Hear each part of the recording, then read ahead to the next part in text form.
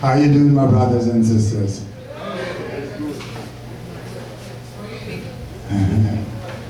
Yeah, I don't really ask myself yet. I'm going to check that out in a bit. It is certainly a pleasure to be here. Yeah, I greet the item in the name of His Imperial Majesty, Emperor Haile Selassie Rastafari.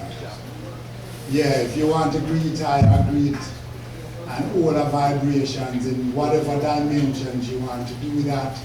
It's totally up to you. I am blessed to be here, to be standing here after many moons. And my ancestors are here. You might not see them, but their presence is felt. So we give thanks. So first I just want to ask for the blessings of the Most High and the blessing of the ancestors to guide I as we share a moment with you. We come at full service. When we show up in full service, you know? So we're going to share about 15 minutes. I think I was allotted to, you know, be present to this glorious moment in time. We're here because we know what Marcus Garvey is about, so I don't really need to get into that. I just want to share with you some vibrations and some inspiration that I felt having encountered the glorious work of Marcus Garvey and the values and the teachings on which I stand and walk and be present in this time and this life. So we just want to ask that you raise your voices and send some vibration for the elders, for the ancestors who have played the part so that we can stand here today, so that we can sit here and we can share this moment. And we know the power of sound, because we are built for sound. Human beings are built for sound. We might not even recognize the importance of vibration and sound, but that's where we come from.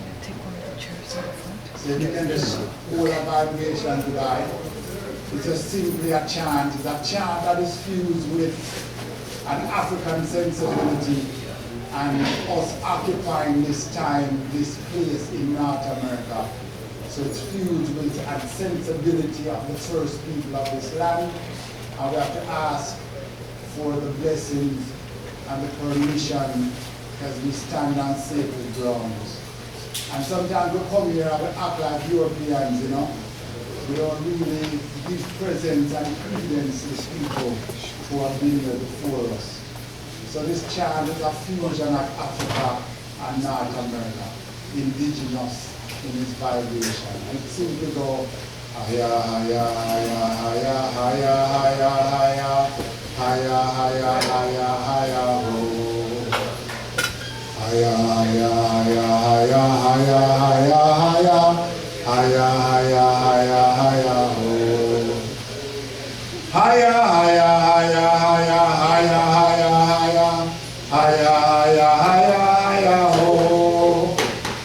Haya haya haya haya haya haya haya haya haya haya ho. Some chant with me. Haya haya haya haya haya haya haya haya haya haya haya ho.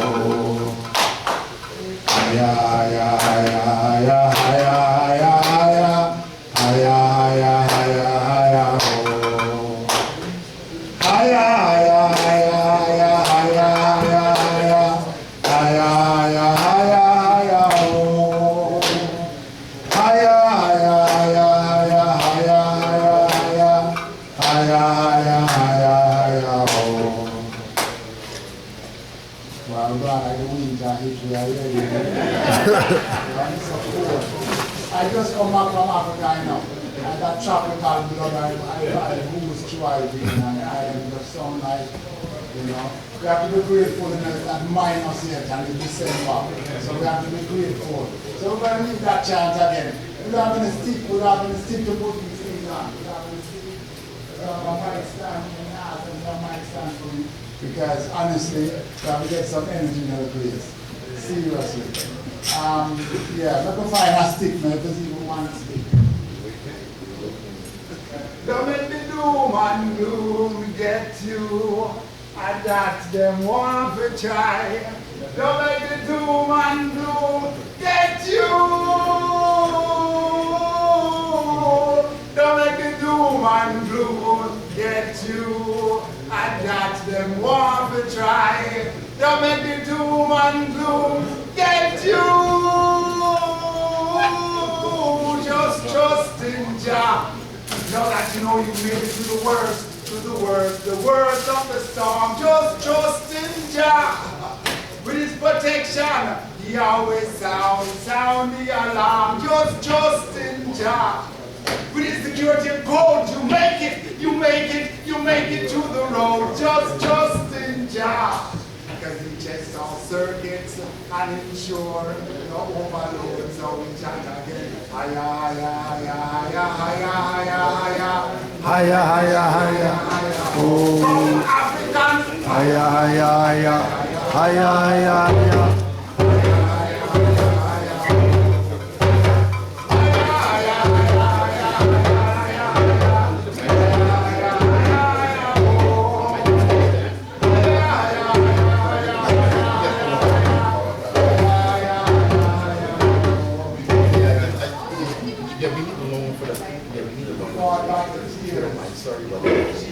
Signs of despair. Yet the children declare, let's not all be driven by fear. In the wake of the celebration, someone is pushing your button. In the wake of the desperation, someone is picking your cotton. Don't make me do that. Many decades have passed, the child miseducated is still the child lost. Some get married, still paying the house, never the carriage.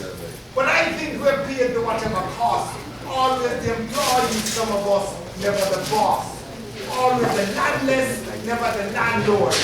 Discouraged potential souls in parts and all. Disorientated and lost. Society's economic exhaust. Fueling dear providence yesterday, today, not tomorrow. Work without being paid, past the kids, not the stage. So we're going to eat, drink, and reconstructed plans. We're going to crush fundamentals of improper education, because we also have made our contribution.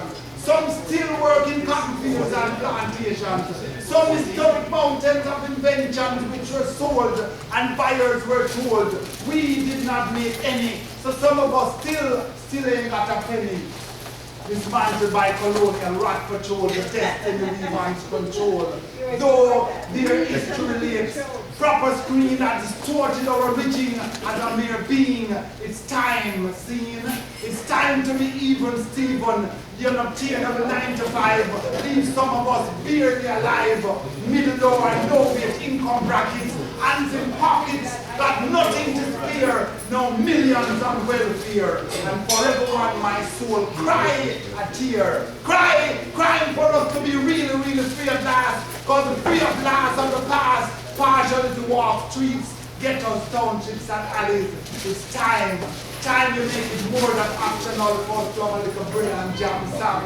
Too much blood, sweat and tear. You really don't care. So independence verbally is neither ethical nor economical.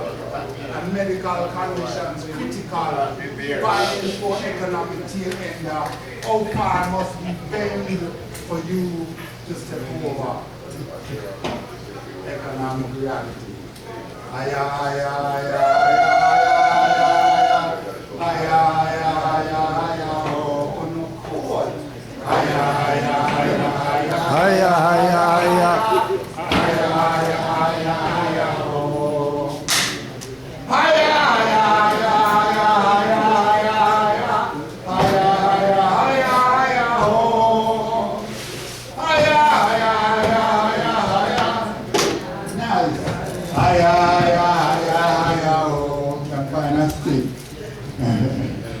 Yeah, well, greetings again.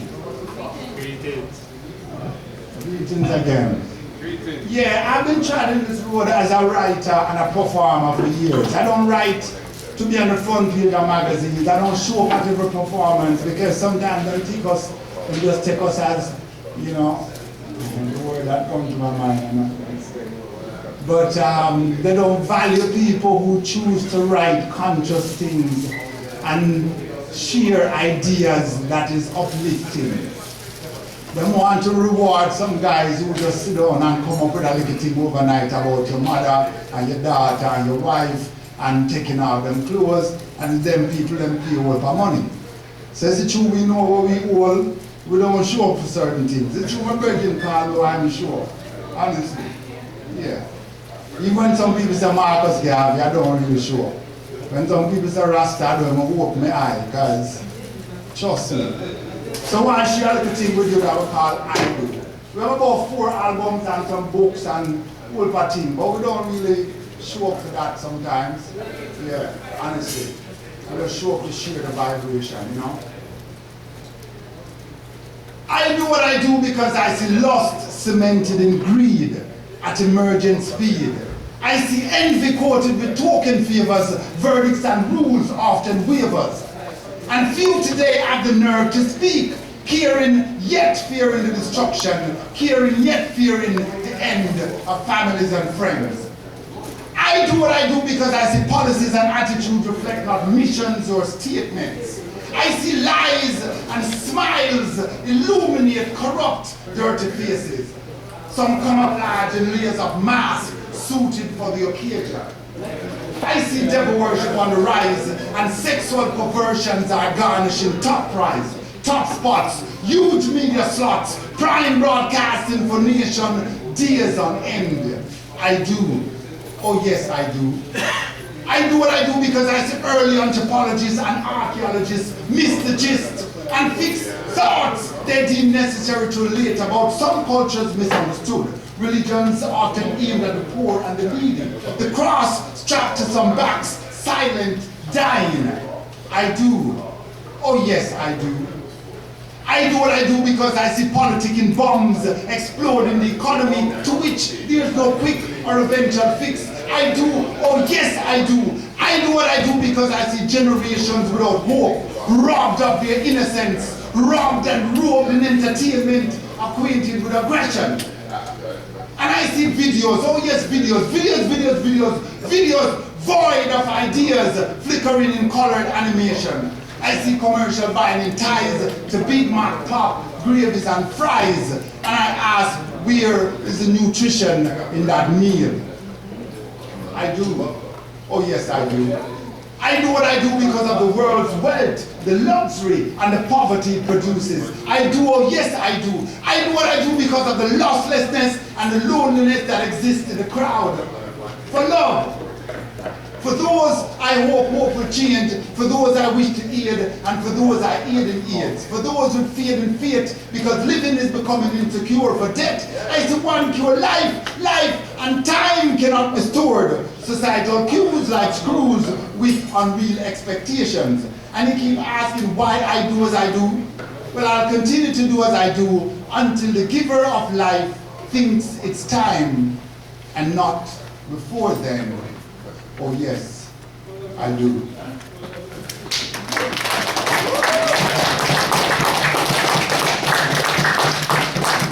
So, I think I'm old. But so I see, that life is special, and hope that we, will make it so. Oh, then we will grow as intended, and we will know how it should be. 'Cause as we wander down this road, ooh la la la la la, ooh la la la la la, struggle to take control. Speedy ba ba da ba da ba ba da ba da. Looking for the Messiah. Don't forget, we are the message I am.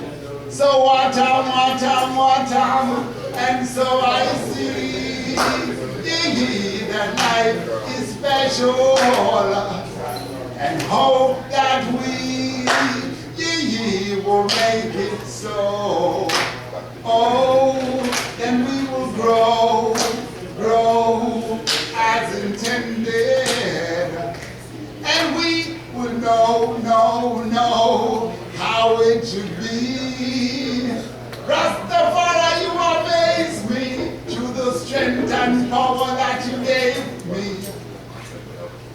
carry them with you.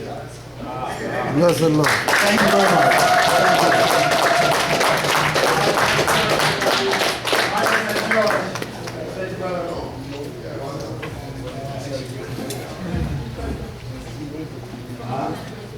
How do you want me to do it?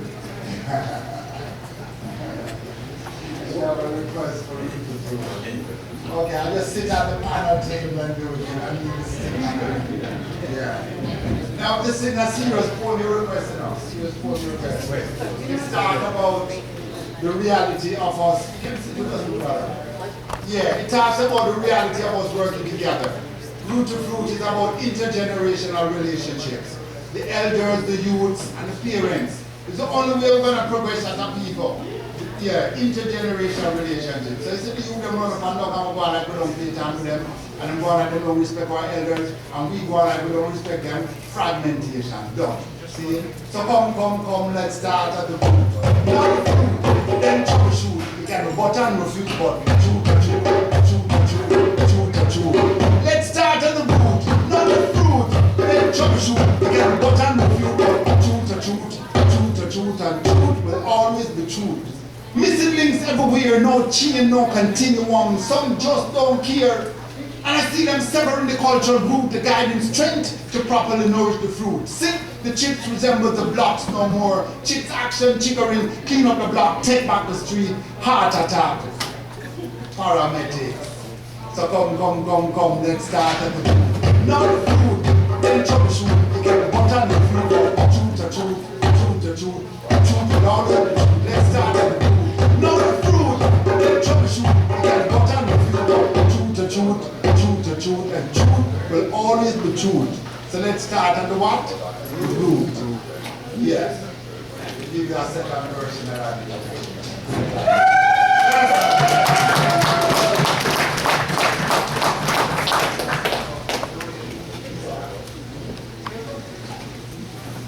Now we're going to bring on Sister Nyame.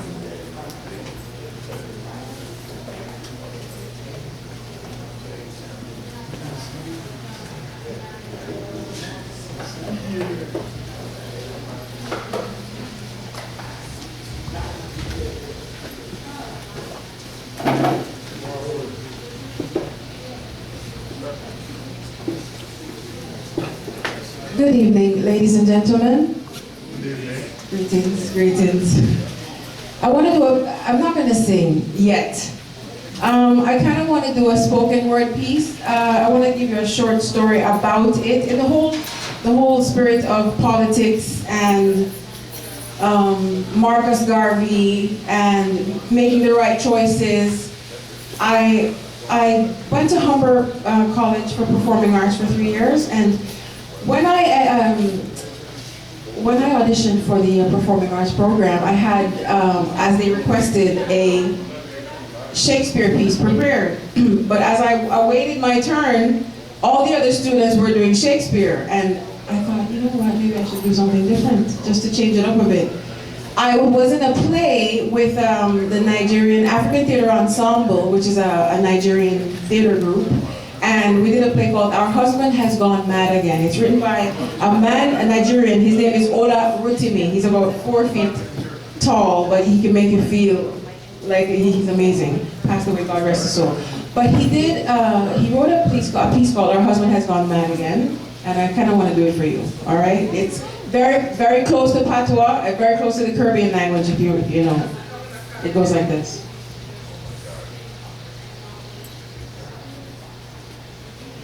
Agbani kaka man say,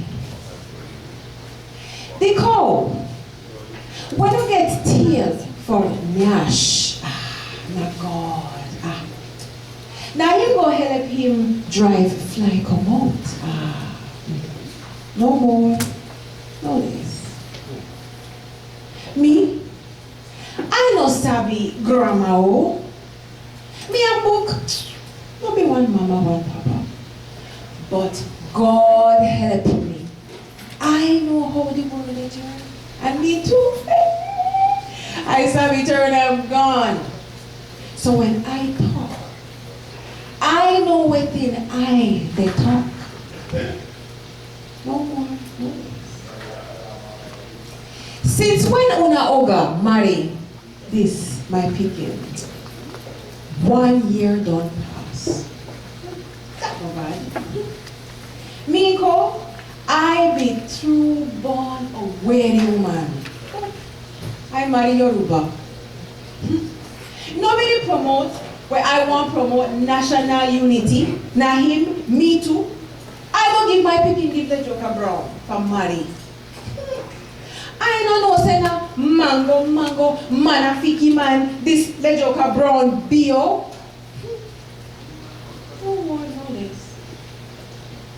So now, last week ago, this woman Joker Brown, I been the Joker yellow. He said in himself, he come kick my picking, come out the house. Throw away for outside like dog. That's what una Oga takes so person. This, my picking. Where give up for y'all? Come on. No less. So now una want to know what did my union women them think about una party. Una asking me how my union women them feel about una party. I will tell una what I think about una. I will show una how my union women them feel about una party. So make una put ears for ground.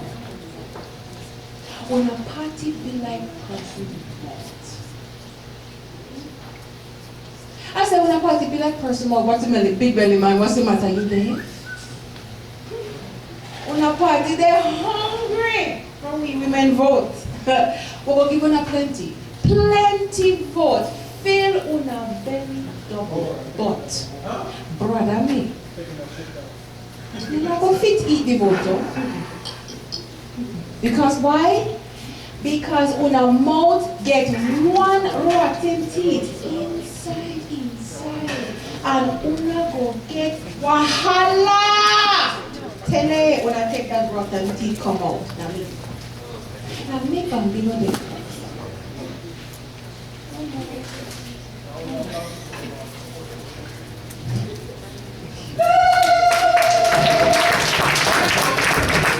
That is about a woman. In Nigeria in the 60s, women ran things. If you're Jamaican and you know what a higgler is, that's what she was. Her name is Madame Bambino Ochina Ajanaku. And her opinions mattered, right? So that story, you heard the patois there.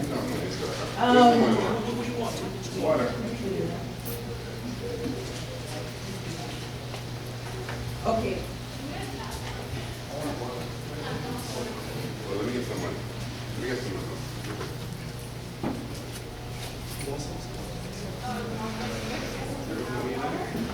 Before me married, I go hook up mango tree.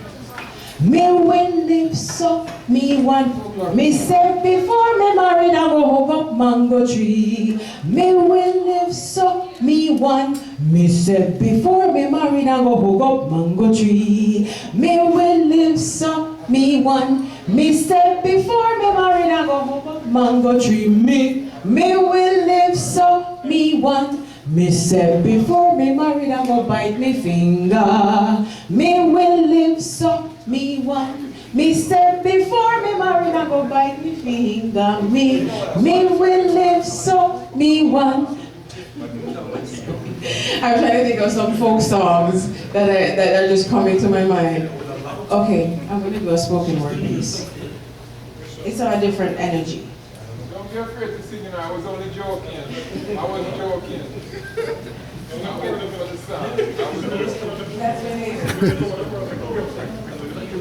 Evening time, work is over now, it's evening time. We they walk a mountain, they walk a mountain, they walk on mountainside. Make we cook the pickle pon the way. Make we eat and drink, dance and play, reading pon the mountainside.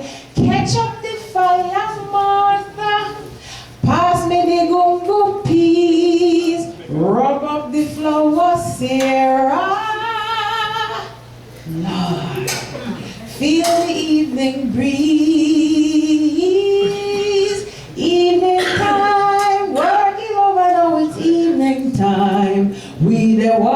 mountain they walk on mountainside. Make we cook the pickle from the way.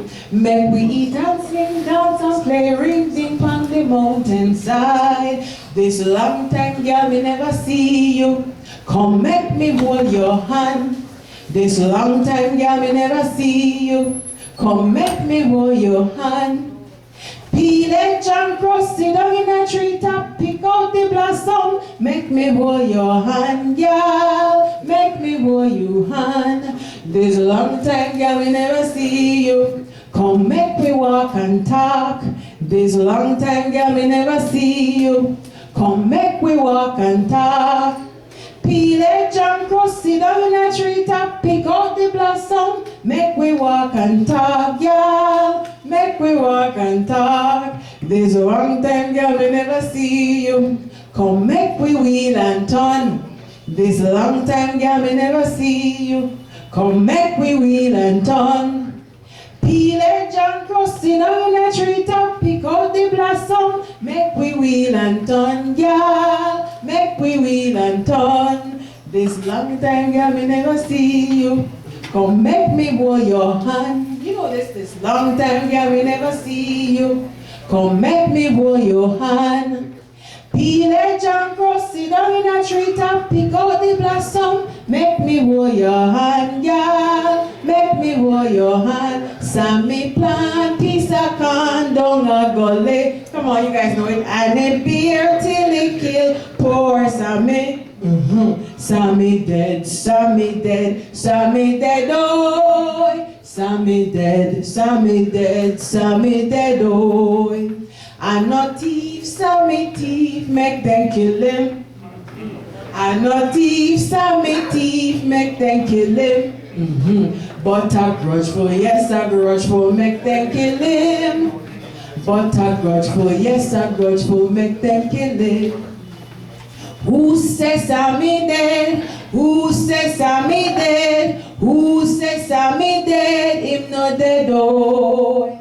Who says Sammy dead? I lie, them I tell. Who says Sammy dead? Him not dead, oh. Sammy plant piece of corn down a gully, and it beer till it kill poor Sammy. Sammy dead, Sammy dead. I know you guys know it. Dead, oh. Sammy dead, Sammy dead, Sammy dead.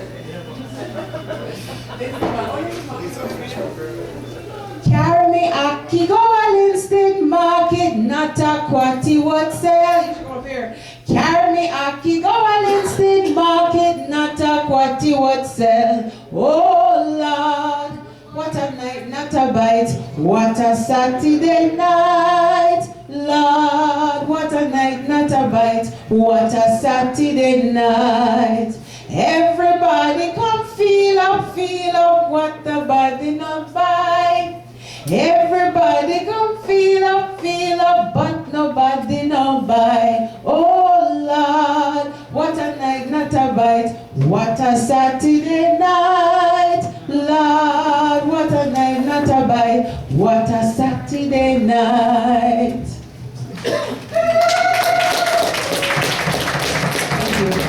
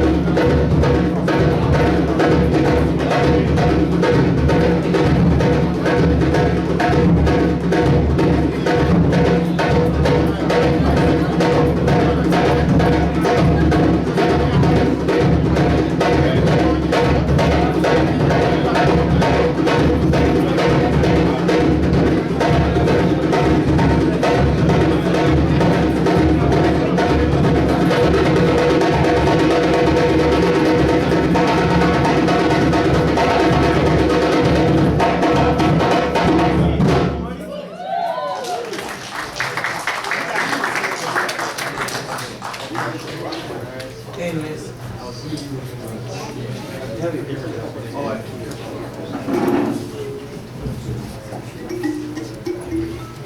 Assalamu alaikum, greetings, Kanalavia, bonjour, greetings to everybody here. If everybody on the side can come and have a seat, we can start, inshallah.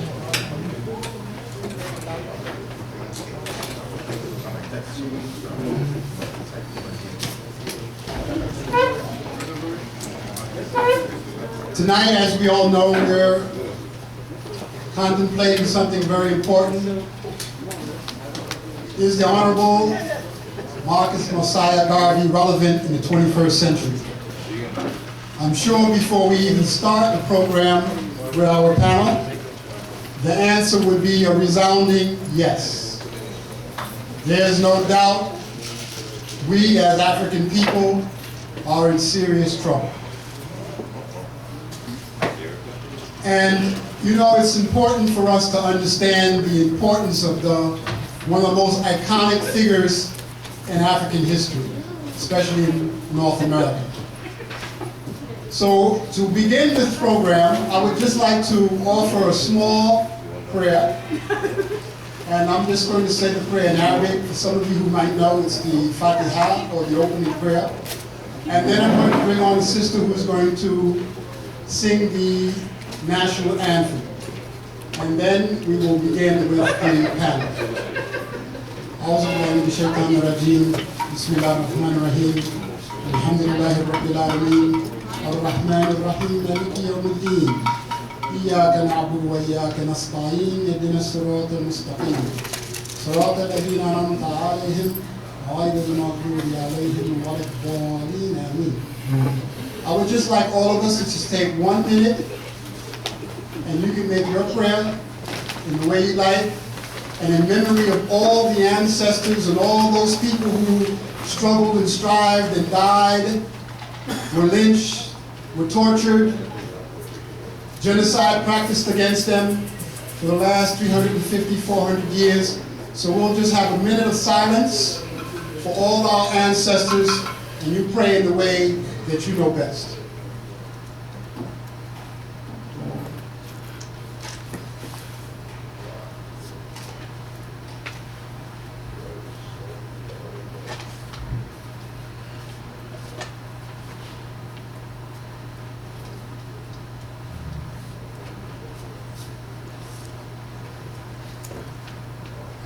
Thank you. Sister? We're running a little late in the program, but today is Saturday night, and I'm just praying that we can still stay here and learn something and put our hearts and our minds together to bring about some unity and love. Could we stand, please?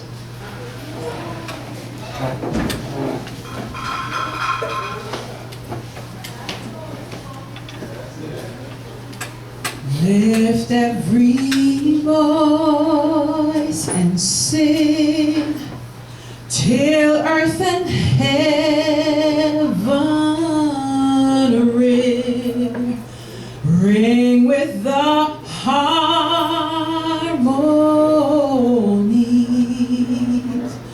of liberty. Let our rejoicing rise high as listening skies. Let it resound loud as the rolling seas.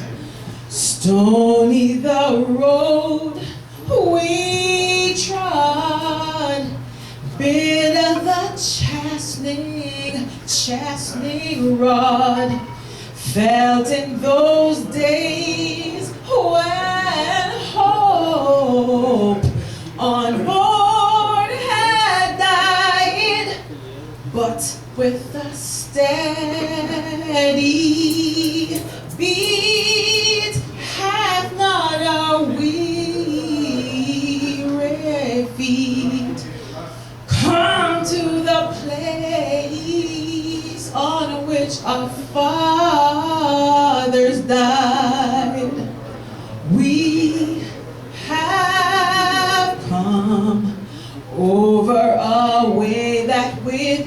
waters have been watered.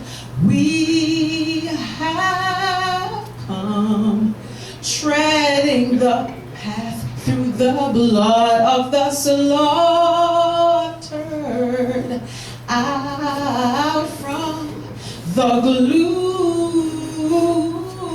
past, till now we stand at last, where the bright beam of our black star is cast. So lift every voice and sing till earth and heaven they ring with the harmonies of sweet, sweet liberty. Let our rejoicing rise high as listening skies. Let it resound loud as the rolling sea. Yeah.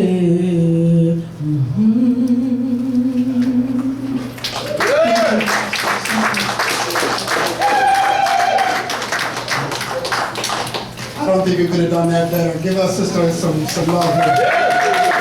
Some love. And thank you, James Weldon Johnson, for penning such a wonderful song.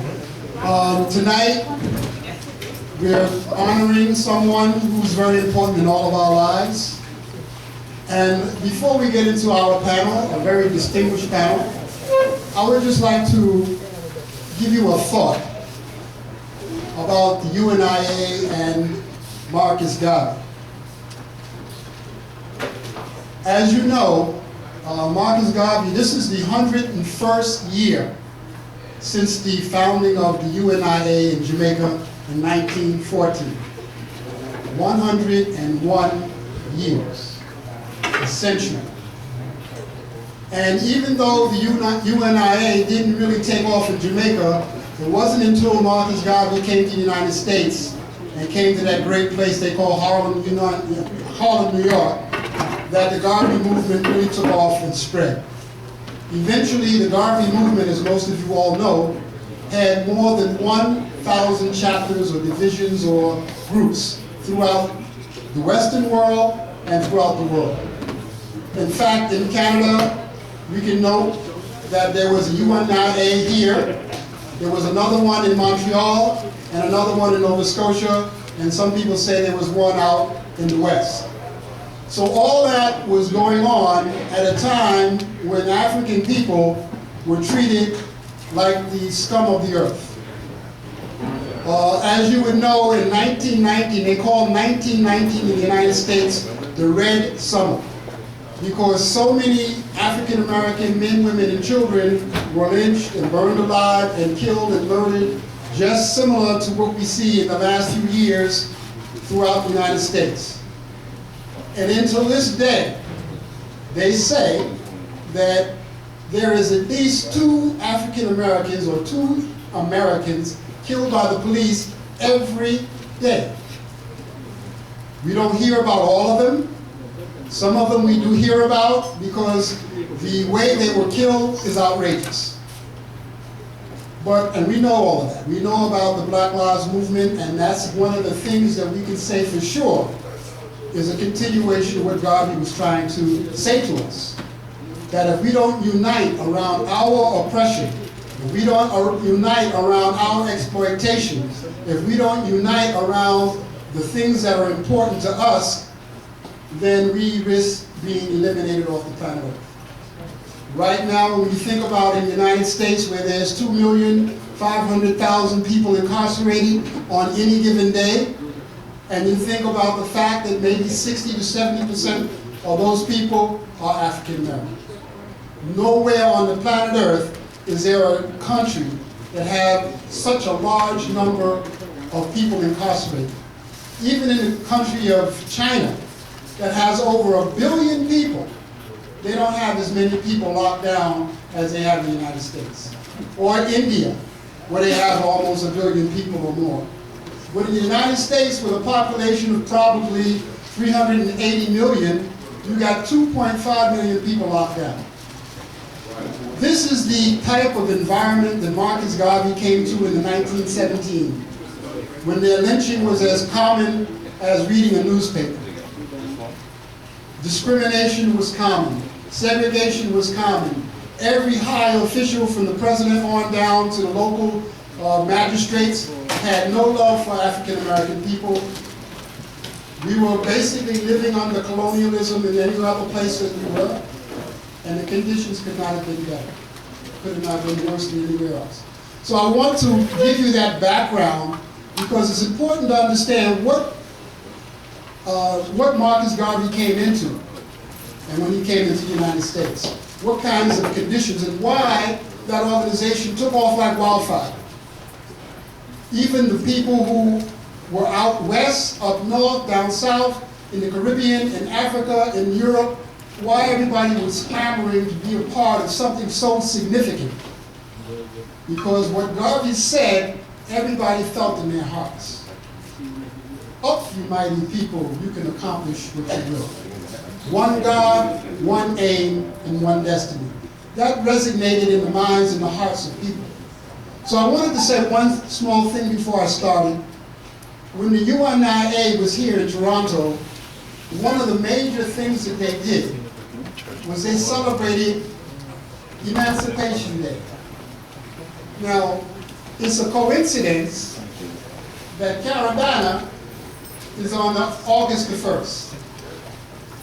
Is it a coincidence? Caravana started to become what was Emancipation Day celebration. And from Nova Scotia all the way to Vancouver, African people celebrated Emancipation Day. That was the day that we were supposedly liberated from slavery. And people, whether you were in the Elks or the Shriners or the Masons or the church, or wherever you are, whether you were a socialist or a communist, it didn't matter. Every African American in this place, African Canadian, celebrated Emancipation Day.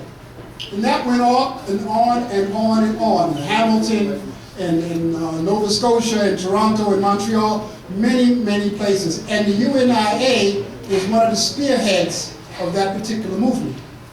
Now, historically, and maybe some of the panelists will talk about it, what happened? That in the 1960s, we get Caravana. And that's something that I really think we need to really consider that. Because a lot of times we say, oh, we got Caravana, so we can jump up and we can act a fool. But where does that connect with the fact that that's the day we should celebrate our liberation? And that needs to be something more serious, not something that we're going to just jump up and get out and get drunk. We need to really seriously consider where are we at. So I just wanted to say another thing about a lady named Viola Blackwell. Blackwell or Blackwood? No, I'm sorry, Blackwood. She was one of the ladies who came from Jamaica in, I think, 1920. And she was one of the first founders of the UNIA here in Toronto. When I found out about the UNIA back in the 70s, UNIA was still a vibrant organization. They still had programs and activities in that building that used to be 355 College Street. An event that some of you don't know, I want you to just go down between Spadina and Bathurst and go and see the building. 355 College Street used to be our building. That used to be our building. Someone? Yeah, well, it's not our building no more. Okay, Thomas? Okay. And I was telling some of the drummers that back in those days, back in the 70s, every Friday night, we had a cultural performance going on upstairs on the top of 355 College Street. And we had the drummers, we had people who had different kind of instruments, you know, because, you know, we were people from a lot of jazz and a lot of rhythm and blues, and we used to jam. We had, we used to bring apple cider, we put candles on the table, and we had a nice ambiance. Okay? And that was going on for a long period of time. And that was one of the activities that I felt was important for us. Because on a Friday night, you didn't have to go down to the clubs. You didn't have to go and spend your money on something foolish. You can hang out right around our people, and we can talk, and we can play music, and we can perform. And we had a good time. So I want to say that because sometimes we have to reinvent what had happened before. And Brother Otis and Sister Linda Carter and Linda Carter's father and the Cyrils and all those people who were part of the UNIA back in the day. And there were many people who were part of the UNIA.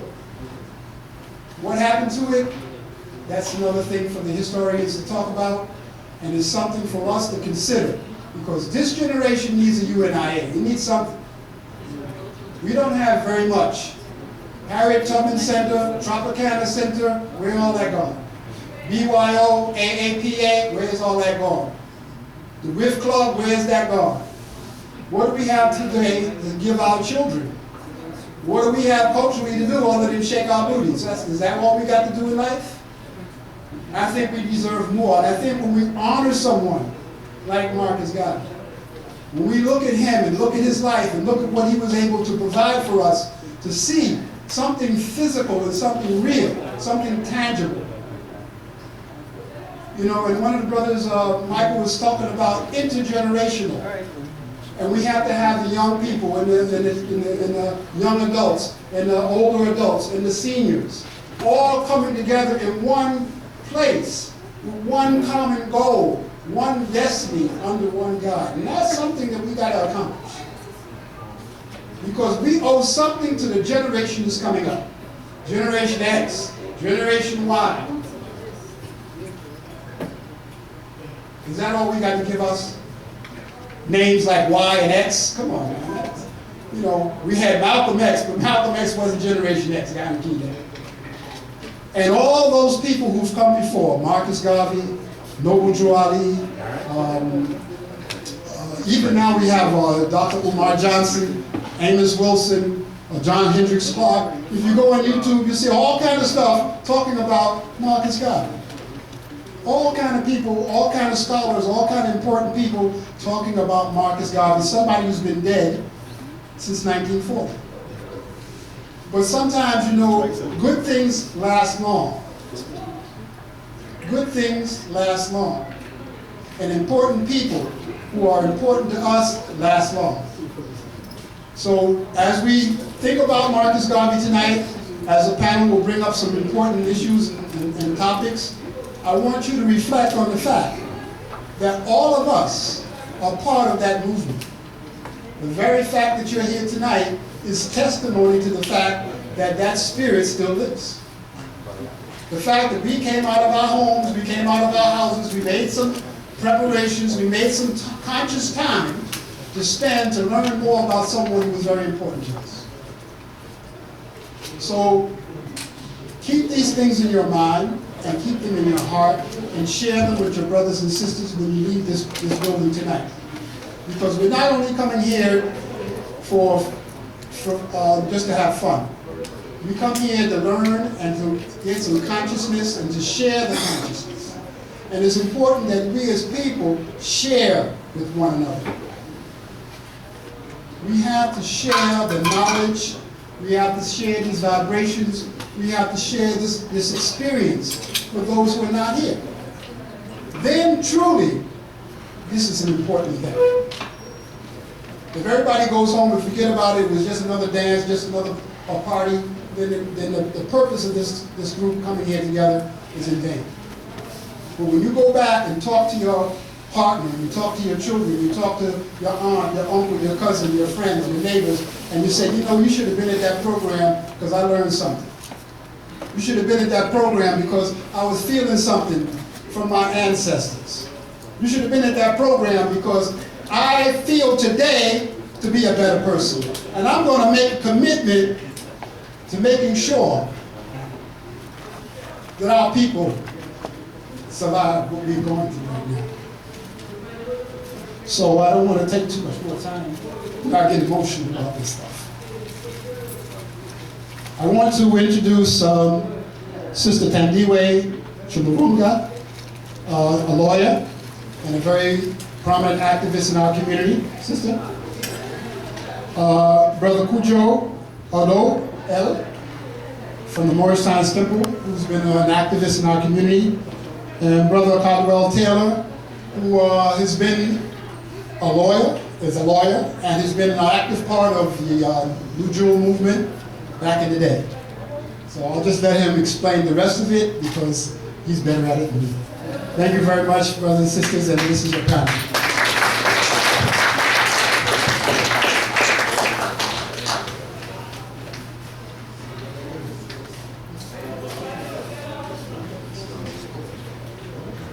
Don't let the sister stop first. Yeah.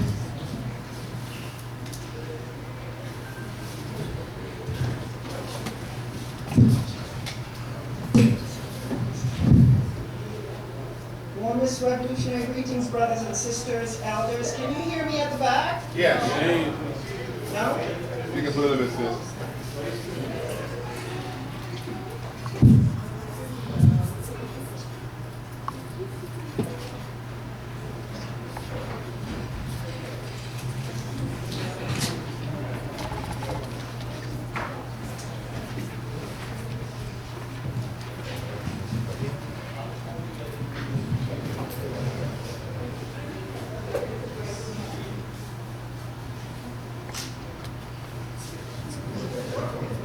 Warmest revolutionary greetings, brothers, sisters, and elders. How are you doing tonight? First of all, I want to give thanks and praises to the Creator and our great ancestors for bringing us here tonight on a night when you could have been doing so many other things. You've come out to honor the contributions of great son of Africa, the Honorable Marcus Messiah Garvey, who has physically departed, but his spirit continues to guide us, not only here in Canada, but in the United States, Africa, the Caribbean, and all over the world. And the question that we have before us tonight, brothers, sisters, and elders, is the Honorable Marcus Messiah Garvey's legacy still relevant in 2015? I have had the blessing to be an organizer for the All-African People's Revolutionary Party for the last 28 years. Now this is important for you to note because the All-African People's Revolutionary Party is a birth child of the Honorable Marcus Messiah Garvey. The party was founded in 1968 in Accra, Ghana by great son of Africa, Kwame Nkrumah. And Kwame Nkrumah was an ardent supporter of the life and legacy of the Honorable Marcus Messiah Garvey. And what Kwame Nkrumah did to show his love for Papa Garvey was, when the All-African People's Revolutionary Party was founded in 1968, he made sure that in the emblem of the AAPRP, he said to the world, I'm honoring the Honorable Marcus Messiah Garvey by including a star to represent the Black Star Liner. Isn't that a beautiful thing, brothers and sisters? So here we have one of our great Pan-African leaders, Kwame Nkrumah, showing respect to Papa Garvey by making sure that in the All-African People's Revolutionary Party's emblem, we honor the legacy of Papa Garvey by including a star. And it's also included in the flag of Ghana. So I just want to give thanks and praises to the Honorable Marcus Messiah Garvey for his great works, and to start by talking about some of the key aspects of Papa Garvey's legacy. Number one, he is a national hero of Jamaica, the land of his birth. He has influenced many African organizations around the world, including the AAPRP, the Nation of Islam. He has heavily ideologically influenced the Rastafarian movement, and other Black Power movements that have emerged. Some still with us, and some, unfortunately, have ceased. Professor Tony Martin, who was born in Trinidad and Tobago, has been identified as the world's foremost authority on the Honorable Marcus Mosiah Garvey. One of his earliest works was Race First, the ideological and organizational struggles of Marcus Garvey and the Universal Negro Improvement Association, and that was published in 1976. I had the honor and privilege of meeting Professor Tony Martin when I lived in England before he transitioned to the ancestral realm. He has directly, Papa Garvey, impacted the Pan-African movement, as I said, by inspiring great leaders such as Kwame Nkrumah, Kwame Ture, Malcolm X, the Honorable Minister Louis Farrakhan. There are various schools around the globe in the name of the Honorable Marcus Mosiah Garvey who continue to educate our children and youth about race consciousness and about the need for us as African people, wherever we are, to organize. Papa Garvey's core ideological principles focused on race pride and consciousness, the liberation of Mama Africa, organization and self-reliance. And this ideological and spiritual value system and principles continues to influence the lives of African people all over the world. I just wanted to share a bit about the background in terms of Papa Garvey's life. He was born in St. Anne's Bay, Jamaica on August 17, 1887, during the height of the anti-colonial movement in Africa and the Caribbean. At that time, the colonial system in Jamaica created a system of injustice and impoverishment for many of our people, or the majority of our people, the struggling masses. So poverty was a harsh reality for the majority of men and women during that time. However, Papa Garvey was born with a warrior spirit fighting against injustice. He loved African people and was passionate and proactive about making a significant contribution to the Pan-African movement to liberate us as Africans and the homeland. At age 14, he learned the printing and newspaper business.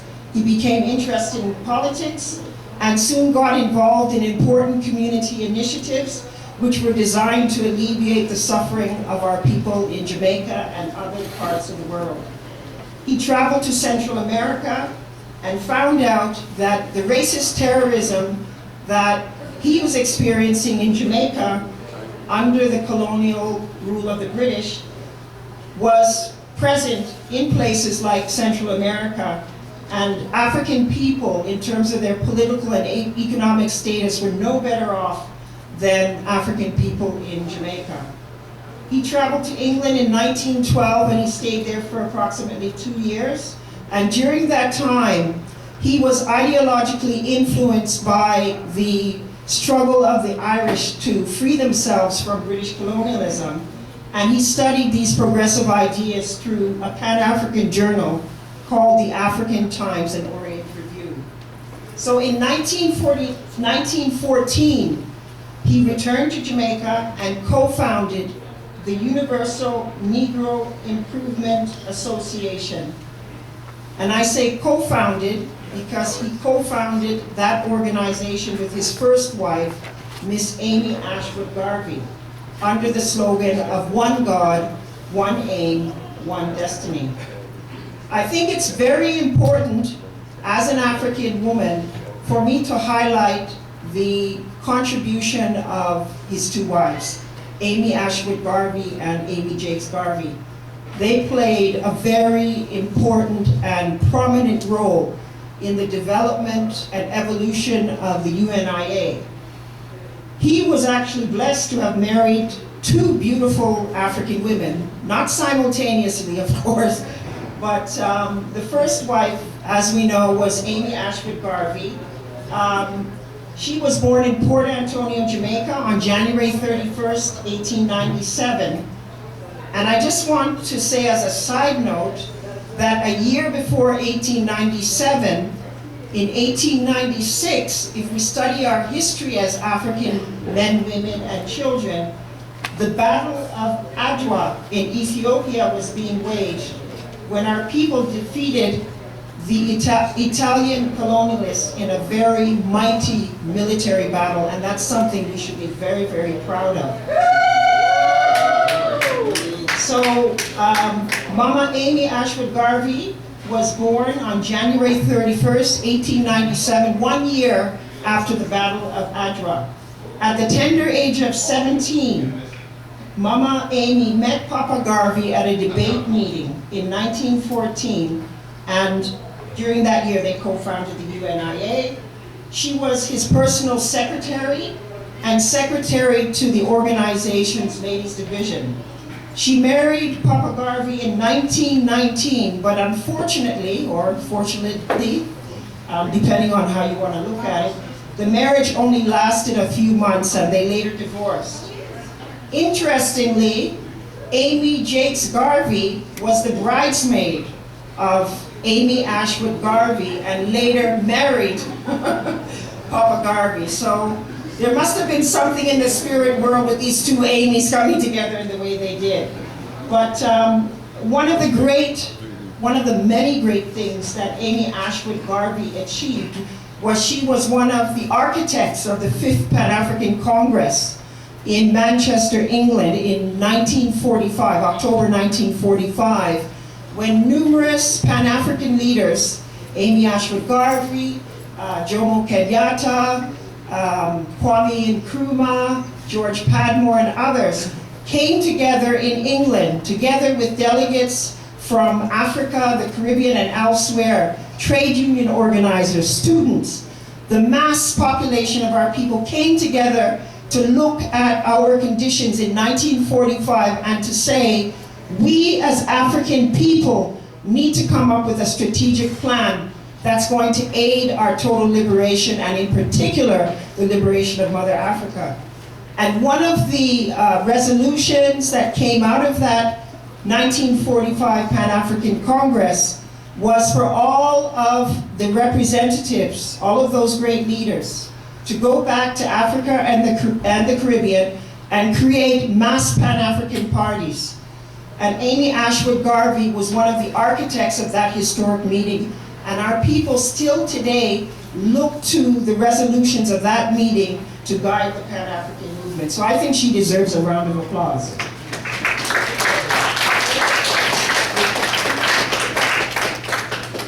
So the UNIA, just to give you a bit more of the history, evolved into the largest and most powerful Pan-African movement in the 20th century, with over 996 branches in over 43 countries, and well over 5 million members. There's fluctuating numbers from the historical record, but it's clear that the UNIA, as a Pan-African movement, produced the most powerful, inspirational movement in the history of African people. Its objective was to establish a confraternity among the race, to promote the spirit of pride and love, to reclaim the fallen, to administer and assist the needy, to assist in the development of independent Negro nations and communities, to establish a central nation for the race, to establish commissionaries or agencies in the principal countries and cities of the world for the protection of all Negroes, to promote a conscientious spiritual worship among the native tribes of Africa, to establish universities, colleges, academics, and schools for racial education and culture of our people, and to work for the better conditions among what was called Negroes everywhere. So Papa Garvey was busy organizing within the structure of the UNIA. He got married to Amy Ashwood Garvey and later divorced. He moved to the United States in March of 1916 in order to raise funds for the organization. So brothers and sisters, we know that after that, he had many successes in terms of the work he was doing in Harlem and other parts of the United States, and how the ideas of Garveyism were spreading throughout the United States and around the world. And we know what the sabotage was in relation to him moving forward with his self-reliance agenda, that he was framed on charges of mail fraud. He spent time in prison and later was shipped back to Jamaica and later died in 1940. Okay? So I say that even though those series of events were tragic in how he spent his last years of his life, his contribution to the Pan-African movement clearly is monumental and continues to nourish our struggle even today. So brothers and sisters, getting back to the issue of whether the legacy of Papa Garvey is relevant today, let us take a few minutes to just reflect on what's happening to our people today in 2015. We know that in Canada, among the African Canadian community, we have made great strides, but there are some serious issues that our people face. One of them is the racial profiling and police terrorism that has affected many of our youth, and the disproportionate number of African youth in prisons today. If we look abroad, outside of Canada, we know that, for example, in the Congo, since 1991, 6 million of our people have been killed. 100,000 women have been abused and raped as an act of war. We take this very seriously as African people, and we look to Papa Garvey's legacy to remind us of how important it is for us to organize, and as the brother had said earlier as he was distributing the leaflet, to revive the chapter of the UNIA here in Toronto. And I trust that you all will support the brother in his attempts to do that. If we look at what happened in Libya, I'm just looking at things on a Pan-African scale because we're one people. We know that in Libya, since the NATO AFRICOM-backed coup d'etat and subsequent murder of Muammar Gaddafi in 2011, there have been numerous beheadings in that country, and the country has been destabilized politically and economically. If we look to places like South Africa, in 2011, 48 miners were slaughtered by the state. And we see that the freedom fighters in prison in South Africa have been wallowing in desperation for over 20 years for taking a stance against the colonialist regime in South Africa. If we look at Haiti, the amount of our people who have perished is phenomenal, and we need to organize around that, brothers and sisters. If we look at Brazil, where over 2,000 of our people are being murdered a year by the police, and most of those people are African youth. If we look at Somalia, we see that the US drones continue to kill and maim our people. If we look at Nigeria, over 300 women have been killed in that Boko Haram assault, and thousands continue to be displaced. If we look at what's happening in the Caribbean, we see that violence and poverty have become a natural, unnatural way of life for many of our people. So when we talk about the legacy of the Honorable Marcus Mosiah Garvey, there are two key themes that come to mind. Number one is the need for us as African people to organize. How many people here are actually in an organization that is working for the benefit of our people? Please put your hands up. Okay, that's a good number. How many of you who are not in organization would consider joining an organization tonight? Wonderful. So I would encourage you, in the spirit of the legacy of Marcus Mosiah Garvey, for those of us who are in organization, we need to work together to build an African United Front here in Canada. Bring all these organizations together to see how we can work strategically.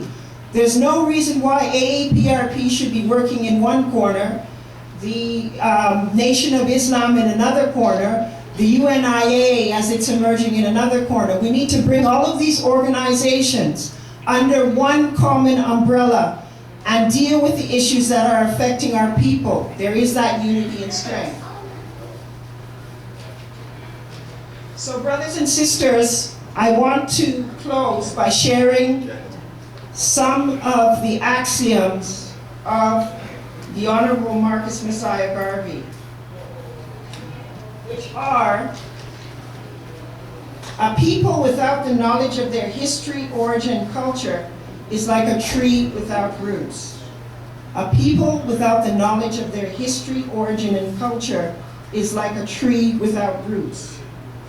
The black skin is not a badge of shame, but rather a glorious symbol of national greatness. God and nature first made us what we are, and then out of our own created genius, we make ourselves what we want to be. Follow always that great law. Let the sky and God be our limit, and eternity our measurement. The fourth one is, I know of no national boundary where the African is concerned. The whole world is my province until Africa is free. Up, you mighty race, you can accomplish what you will. Thank you, brothers and sisters.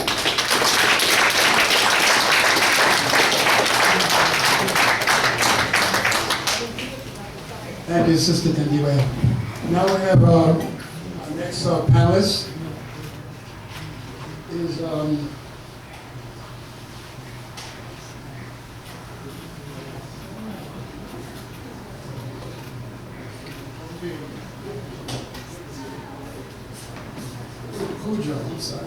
Cujo Adwo Ed.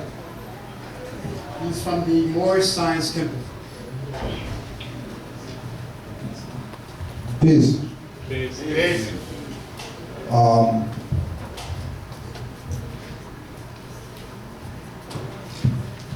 First of all, I wanted to make sure we give a round of applause to Brother Moshe Carey for putting this on, and everybody that's involved. So if you could please give them a round of applause.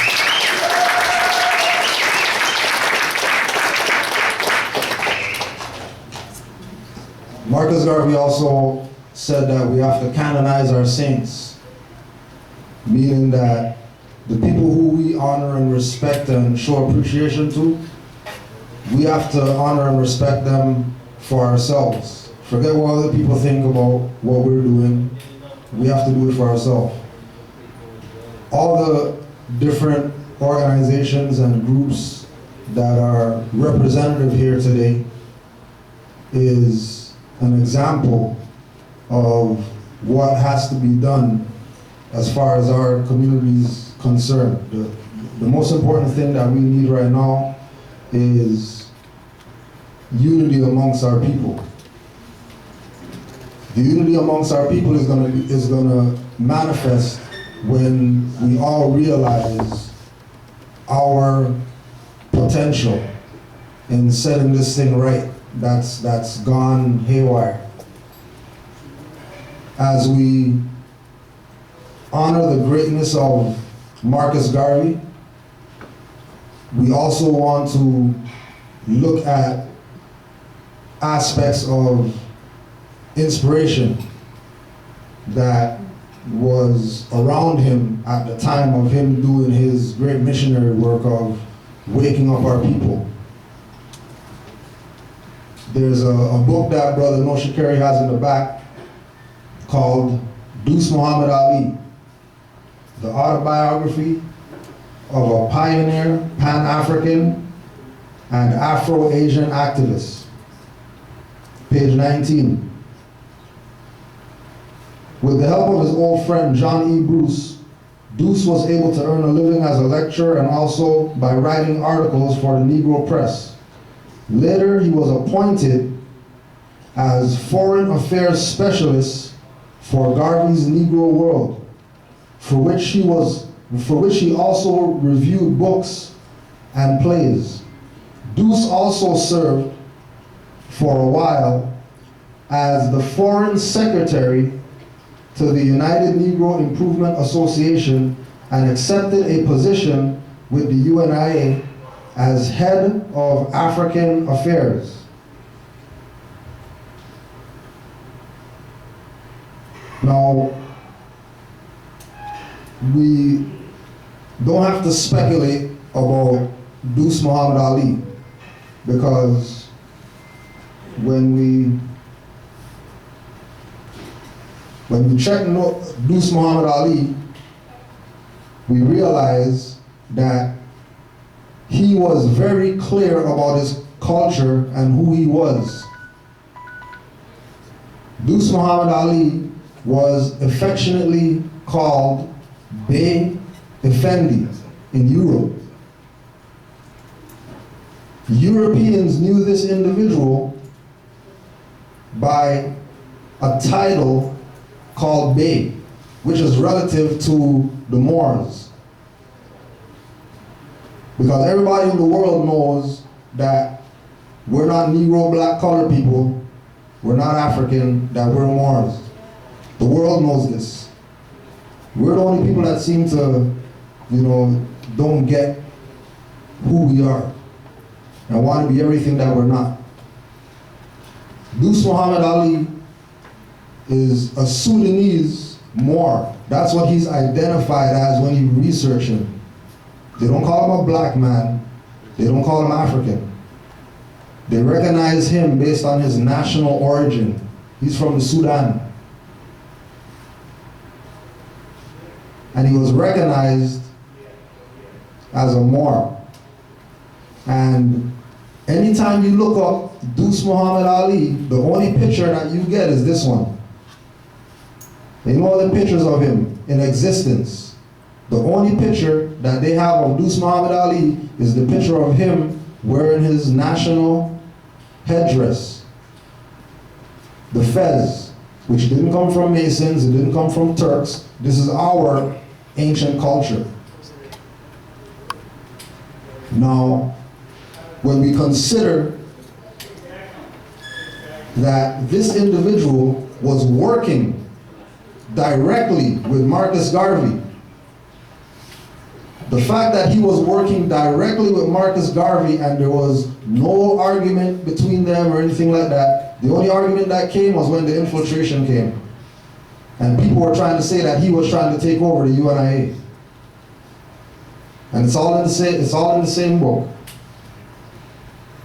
When Marcus Garvey made the statement about coming here and meeting, all these so-called black scholars and, working with them and doing all these things with people who he honored, he learned about them through Deuce Muhammad Ali. Because he was writing for Deuce Muhammad Ali's paper, the African Times and Orient Review, that sister brought up earlier. So he was directly influenced by Moors. This is not speculation, this is not assumption. If we support our own, go back there, right? Go back there, go buy the book, and then when he sells out of the book, we're going to make him order more, and then we're going to go buy those ones out. Because we have to know, and we have to accept the fact that the influence of Moors in the life, in the legacy of Marcus Garvey is what made him what he is, why we honor him. It might be a lot to digest, because you never considered this man. You never considered this individual as representative, because you see this and you think that this only has to do with Masons, so then you disregard anything having to do with this. Now, there's a picture that everybody knows of Marcus Garvey at the UNIA convention when the Garveyites say that Marcus Garvey was wearing, quote unquote, his uniform. and then so-called fake scholars who we're not going to name that, but that dishonor him, W.E. Du Bois and all these people. They try to say that he stole Napoleon stuff. Then he's dressing like a European. But the reason why he's dressed like this is because he's honoring his ancient foremothers and forefathers, the Moors. Because this is actually an admiral outfit or uniform. The European term admiral comes from the Arabic term amir, which are Moors. Not Africans, not black guys with ships or whatever, Moors. Because everybody knows that the Moors were the ones who had the boats, because they got all that information from Kemet when Kemet fell. Because the Moors were high priests of Kemet. Documented fact, go check. So here is the Honorable Marcus Garvey, dressed like a Moor. But our people are going to detach from Moors thinking that this is Masonry or this is some, Arabized Islamic Turkish culture, when this is your ancient African ancestral culture that we abandoned because we stopped listening to the foundation. We started listening to all these sellouts. Speaking about sellouts, just so you know, I was a key holder. Everybody remember the Marcus Garvey Center? Yeah. Remember Marcus Garvey Center? Yeah. All right. When Marcus Garvey Center was around, I was one of the youth workers at the Marcus Garvey Center. Want to say rest in peace to Dr. Charmaine Marine, who Garveyites killed. Because I was there, and I'll tell you that Garveyites, sellout Garveyites, were the ones that stressed her into a goddamn stroke. Garveyites, not Europeans, Garveyites. People with red, black, green stuff, wearing their stuff and all that stuff, talking about let's have domino tournaments to make money for the Garvey Center. I was there. Domino tournaments. These are Garveyites we're talking about. Yep. In order to bring in finance for the Marcus Garvey Youth and Leadership Center, they were doing domino tournaments. Second to that, what they were doing was once a year, they have their little politician crap where they let their little, people who have so-called political positions in Toronto put their hand in their ass and use them as puppets under the name of Marcus Garvey. Oh yeah, and I'm sure they didn't tell you that they got the building for $1. And that they lost the building to some Sri Lankans who right now have some temple or something up there. That they've been there since the Garvey Center stuff, and then all those people who were so-called Garveyites back then, where are they at right now? How come they're not up in here or whatever? Because they did their job. They did their job to make sure that you people and these children don't have anything with regard to Garvey. Same thing that brother was talking about. They got UNIA, and now it's called timeless and all that stuff. People going up there bubbling on each other in the UNIA. And want to know how come we have nothing. Another famous picture is this picture of Marcus Garvey. Once again, expressing the fact that he's a Moor. How? Why do you say that? That's just, him wearing, graduated. Graduated from what? He's an adult. What is he graduating from? Why is he dressed like this and he's an adult? What's he graduating from? He been graduated. Why is he wearing this for? Just because he feels like it? He's wearing this to show you your ancient culture.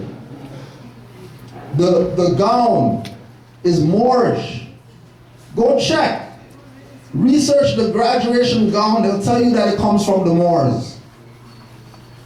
Research the graduation cap. They'll tell you that the graduation cap is a short version of this with a square on it. And then as you can see, right, he has his tassel and all that stuff. Because he was Moor. Yeah, he said universal Negro improvement and stuff like that, African and all that stuff, but he was talking to dumb Negroes who don't know themselves. So he had to speak to them on a level where they could understand. That's why he was able to get 500 million or whatever people, because he spoke to them on their level. Now, what happened, again, sister brought up the point that they trumped up charges on him, mail fraud, and deported him. Before he got deported though, right before he was deported, when he was in Atlanta prison, he got visited by another Moor that, you know, they don't mention, they don't talk about. If they do talk about him, they talk about him in, you know, this much. And, you know, I want to give honors again to the elder for bringing up Prophet Noble Drew Ali, because people don't bring up his name.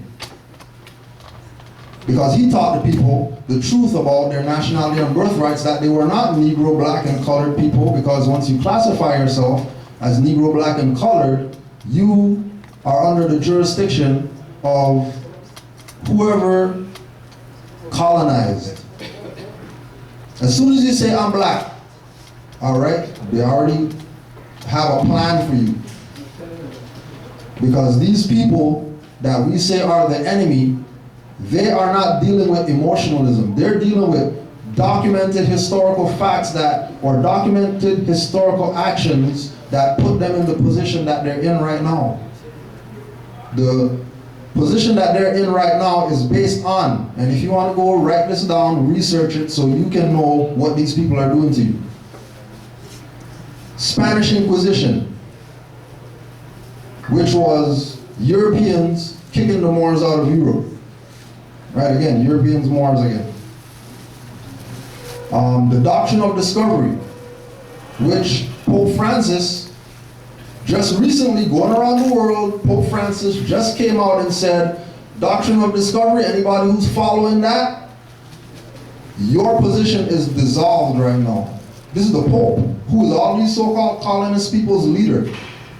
He just went to Philadelphia, Independence Hall, and talked about human rights and how people have human rights and we have to respect people's human rights and all this stuff. This is the Pope. Don't forget, all the Rastafarians, don't forget, you know, we already know Pope kissed the ring of His Imperial Majesty. We know Pope kissed the ring. So we know that the Pope is subordinate when it comes to Asiatic people. He is not some superior to us. The Queen, we know that the Queen is the one that said, we're going to stop calling these people Moors in Europe. We're going to start calling them black. And then we bought into that. But we're not supposed to listen to the enemy. Why are we listening to the enemy and have the enemy renaming us and stuff like that? So Drew Ali went to go visit Marcus Garvey in 1927 in Atlanta prison. There's an article that you're going to find online from the Chicago Defender newspaper, a paper that was founded by a brother who was a member of the Moorish Science Temple of America during Noble Drew Ali's time, and he reported on everything relative to Moors in Chicago. Chicago Defender. November 19th, 1927. Noble Drew Ali returns after a long visit south. Noble Drew Ali, prophet and founder and head of the Moorish National Divine Movement, has returned to the city after an extended visit in the south. Prophet Ali motored from Chicago to Atlanta, where he spent a few hours visiting Marcus Garvey in the federal prison. Mr. Garvey was very much pleased with the splendid, uplifting work being done by the Moorish Divine Movement. That's for all those people who want to put out in their lectures or whatever like that, that Marcus Garvey didn't know about Moors and didn't know about Noble Drew Ali, and there's no relation between them, but they'll never tell you about that article from 1927 to show you that Drew Ali and Marcus Garvey were like this. There was no separation. There was unity amongst them. How do we know that there was unity? Because in Philosophies and Opinions of Marcus Garvey, which is also at the back, that you can go over there, get the Philosophies and Opinions, right? And then when he sells out, we're going to make him get more, and then we're going to buy those out. Because all these people that we consider leaders have presented the facts to us, and we continue to follow sellouts. Anybody from Nation of Islam in here? Okay, so those guys are sellouts, because they should be up in here. Because Elijah Muhammad, his parents, all that stuff, they were part of UNIA. They were Garveyites. Well, how come they're not up in here? Too busy being Scientologists. Too busy selling out Chicago. That they got Moss Miriam and all that stuff, and Chicago is the highest murder capital or whatever. Oh, clearly they're not doing their job. Because they have an obligation to the people. There's no way that Nation of Gods and Earths is in here, whose foundation comes from Nation of Islam or whatever, and NOI is not in here. That's a fraud. If you devote as much time studying Marcus Garvey than the amount of time attempting to persuade me that you do, you would be aware of this fact. This is page 268 in Philosophies and Opinions of Marcus Garvey. That's in the back. Just go get it. Keep in mind that Marcus Garvey's position was to make us recognize that we're a nation. His theme of his lesson to his people was, you are a nation, nationhood. Always, in this arena, in this concept, that nation is what it's about for us. But he did something after they deported him, and he wrote a letter to the Garveyites with regard to his application for a pardon.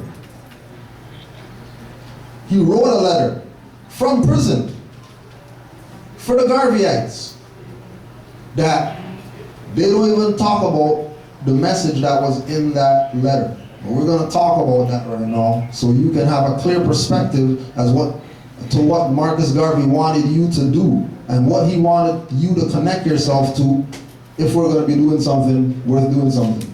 All right, so quickly, page 268. Thomas Jefferson might not be worthless.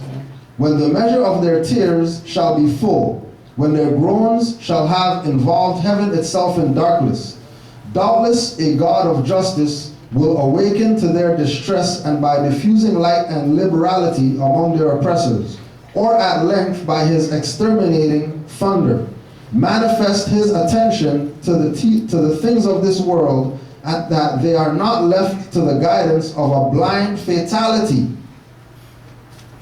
Because the Negro is not happy and will never be happy until he is restored to his own nationality.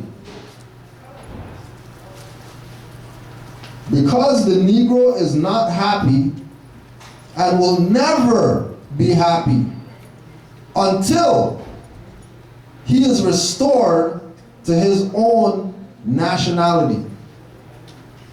Our nationality is not black, our nationality is not Negro, not colored, and we're not Africans, because Africa is a continent and people do not come from continents. Our nationality as dark-skinned people is Moors. And that was the lesson that Noble Drew Ali went and taught Garvey, which is why before he got deported and he wrote this letter, they got him out of the country immediately. Because if word got out to these 50 million people that they're not Negro, black, colored people, they're actually Moors, that's when the real revolution would start. And that's why the revolution has not started yet, because we keep clinging to these names of slavery that keep us wards of the crown. Peace.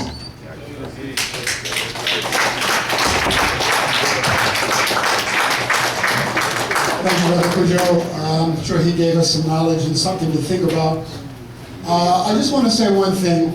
We were talking about Marcus Garvey and the fact that he was imprisoned in the federal prison in Atlanta, Georgia. From 1919, one of the people that you might hear about in history, his name is J. Edgar Hoover. I don't know if any of you have heard of this person. But he came up as an agent of the FBI.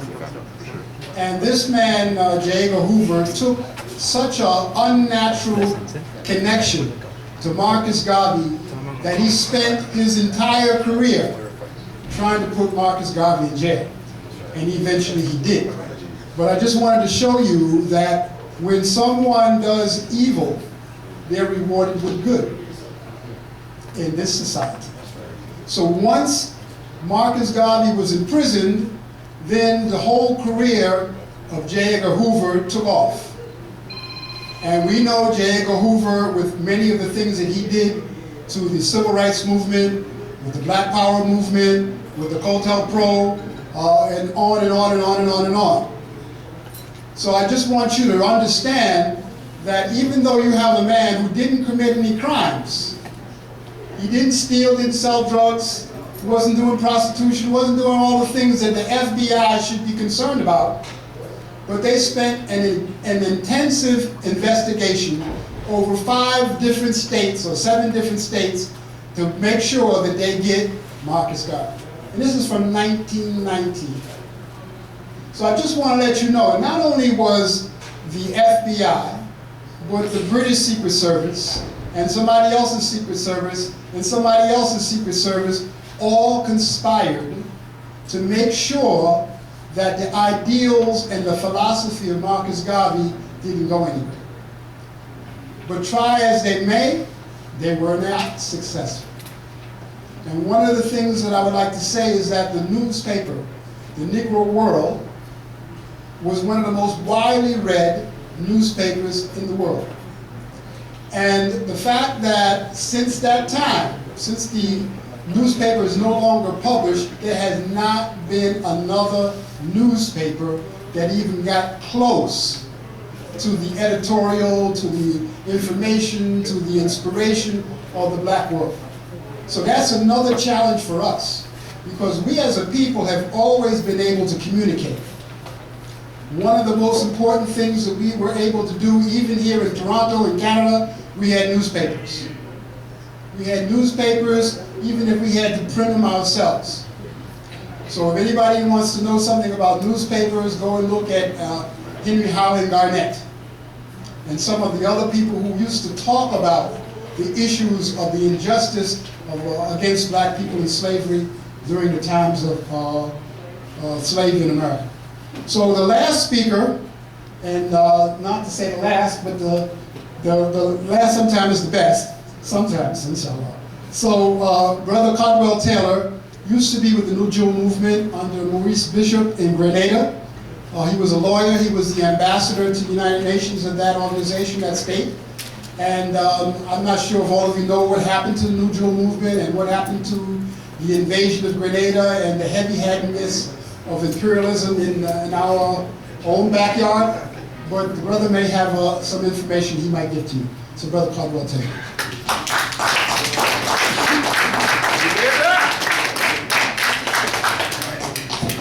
Thank you very much. I have a problem with these mics. Can't hear you. I am going to try to speak, avoiding the microphone. Okay. We want to hear you, sir. I Loud and clear.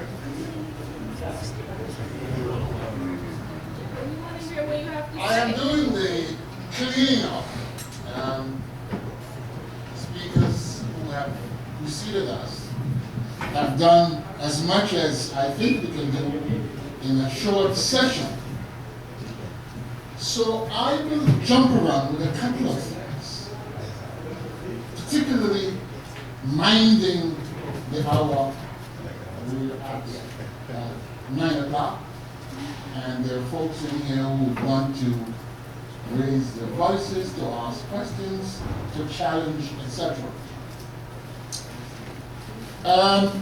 So, jumping around, first of all, August 1st, used to be Emancipation Day. It is no more Emancipation Day. In fact, not only in Canada, and not only in the United States, that August 1 has lost its status. In the Caribbean itself, in Grenada, the Grenada that produced the mother of Malcolm X, Grenada's August 1st, until recently, it didn't become emancipation. But in my childhood, it was Horse Racing Day, and it is known as Discovery Day. Discovering what? I don't know, but as a child, August 1 was Discovery Day. Self-discovery? European discovery? I'm not sure, but we all celebrated Discovery Day. It wasn't emancipation anymore. Very quickly, I want to ask, well, in fact, speak to the question, is Marcus Garvey, is he still relevant? Well, no. Yes, he remains very relevant. A quick story. Nicaragua is, as we know, a Spanish-speaking country in Central America. Nicaragua is regarded as a part of what the anthropologists call Mesoamerica. And on the Pacific side of Nicaragua is very white. Okay, the Pacific side. The Atlantic side, that's the side that Garvey visited, is almost 99% black. The place is called Bluefields, and Bluefields is as black as blue. And on Sundays, Nicaragua, Bluefields, black Nicaragua, would go just on the road across the Coco River to a place called Corn Island, which is also a very, very African, very black place. So we have to understand that in terms of our geographies, we have been around. And in fact, in Bluefields, the only, and I'm talking about in the 1980s and 1990s, the only human image I saw in Bluefields, the only image was the face of Marcus Garvey. Only. The community center was called Marcus Garvey Center. These are people who speak 2.5 languages. To go to the offices, the national offices, they speak Spanish. They speak a little English, largely Jamaican English. And the third language is called Spanish, where you start up in Spanish and you end up in English. So for example, somebody would say to you, are you pasear?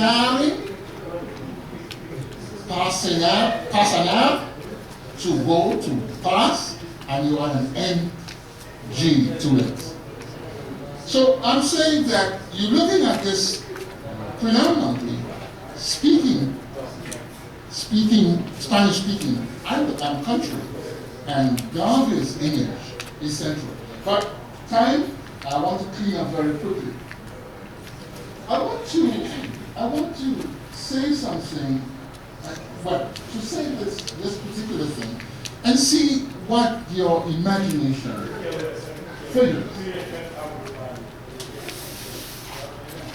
Flying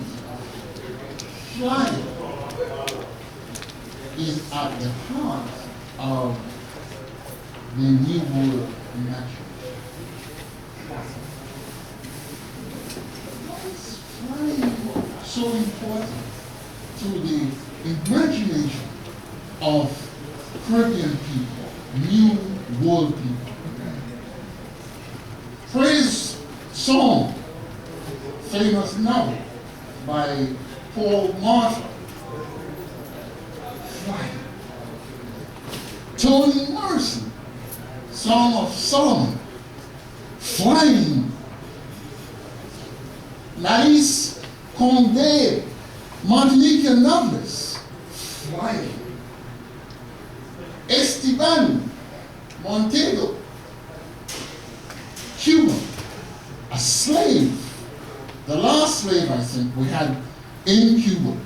He spoke about Africans in Cuba who flew back to Africa. Tobago, Kanga Brown left Tobago and flew back to Africa. Garvey tried to fly from Tobago to Africa, and she did not succeed. She went up on a tree, tried to fly up, and she fell. It's interesting. In my Grenadian childhood, kite flying invoked the name of Kangan. If you wanted the wind to blow, there was a song that you performed involving Kangan. I also want to mention the Eagle landing in Georgia, in the small island. And also to mention Bob Marley, Rastaman chant. Okay? All of this connect this business of flying. And why is flying so critical? I don't have the answer. I'm just saying, you don't make these metaphors to play. African people in the Caribbean, in the diaspora, anywhere, we often spoke in metaphors as a way of avoiding the attention of the authorities. So why is flying so critical to us? Anyway, let me, as I said, in view of the time, I want to, hopefully deal with some of these things in questions and answers. I want to thank the organizers of this session. I want to sit down so that people are able to say their part, to ask questions, and to put questions. So I am going to sit down, and thank you very much for being so kind. Thank you.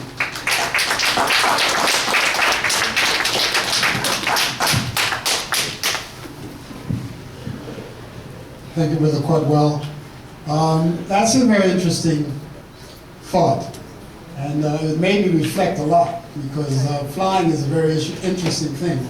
And when he was saying that, I was thinking about during the times of slavery, especially in the United States, when people like Harriet Tubman, who was one of the conductors of the Underground Railroad, when they wanted to escape from slavery, they used to sing these type of songs.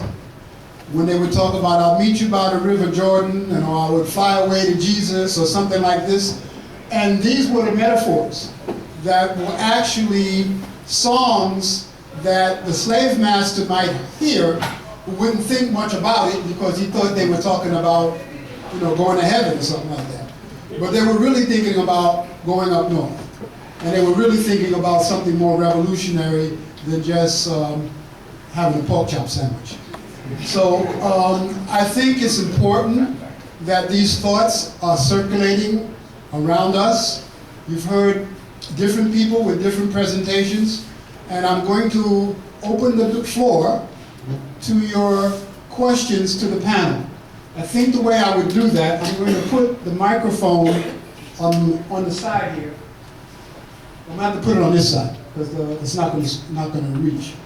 And if you can just, you know, identify yourself or come up and ask a question. Now, you know, one of the things that we do, a lot of times people come up and they'll ramble for 5 minutes. You say, well, what's the question, man?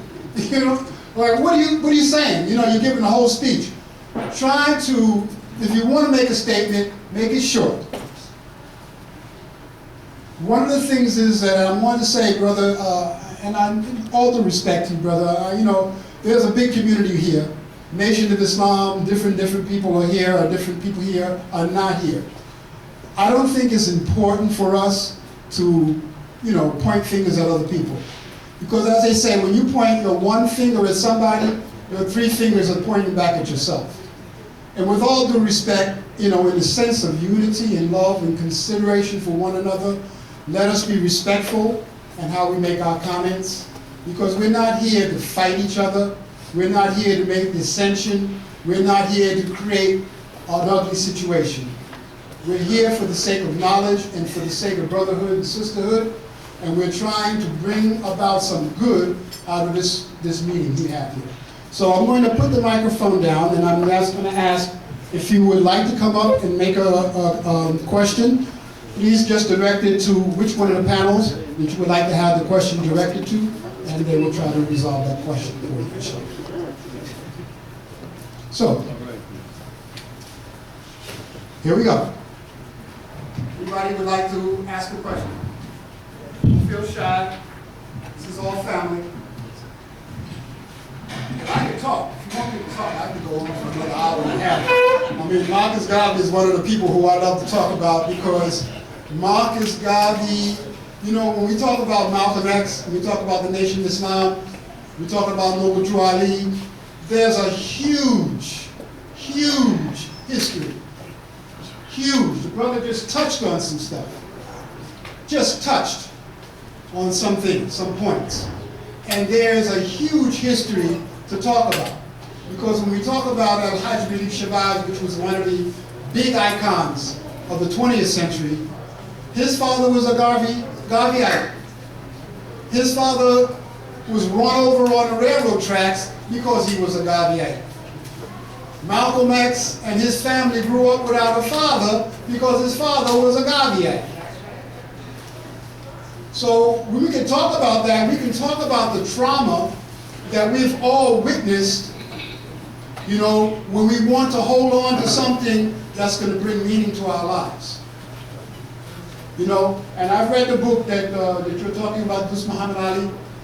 If you haven't read that book, subhanAllah, it's something to read. And there's so much to read. You know, and we become a people now where we just want to Google. You know, we want to go and look up shape Google. What did he say today? Oh, you're going to give you something and something, something. But the real research, when we go into people like John Hendricks Clark, and for some of you who know John Hendricks Clark became a professor without completing university. Professor Emeritus. He was one of the highest people we know out there in the academic world. His research and his is unbelievable. He wrote one of the first books about Marcus Garvey. He was a personal friend of Marcus Garvey. There's a whole huge amount of history between that we're not discussing tonight because we don't have the time. But I just want you to whet your appetite. Yes. Just whet your appetite because you're talking about someone who influenced a whole generation and generations and generations of people. When we talked about Nkrumah, we didn't talk about Patrice Lumumba. We didn't talk about Sankara. We didn't talk about Murtala Muhammad. We didn't talk about so many other people. And when we talk about the Back to Africa movement, we talk about Garvey and the Back to Africa movement. Garvey was not the first person to talk about a movement of African people going back to Africa. I want you to remember there was a Chief Sam. I don't know if any of you have heard of him. He's a Ghanaian. And he had a big movement. And they were all planning on doing the same thing, going back to Africa. African Colonialization Society moved people back to Africa. The Maroons who came from Jamaica, who went to Nova Scotia, who eventually went back to Sierra Leone. There's a lot of history that we have at our fingertips. And if we don't know who we are, we need to understand that history. And if we don't know where we're going, we got to know what our history was so we know where we're going. Many of us today, we are just moving around. And we don't have a sense of where we're going. And our young people don't have a sense of where they belong or where they're going. And I would only say one thing, brothers and sisters, that if we don't take it upon ourselves to educate our young people where you came from and where you're going. Because we're living in the right now. We're in the present right now. And where are we going? Some of us here with gray in our beards and, you know, who's been around for a minute, we're not going to be here in a little while. And just like the people who've come before us, who had the history, who can speak the history, who can write the history, who can discuss the history, when they're gone, who's going to carry on? We have our books, but a lot of us don't read, we Google.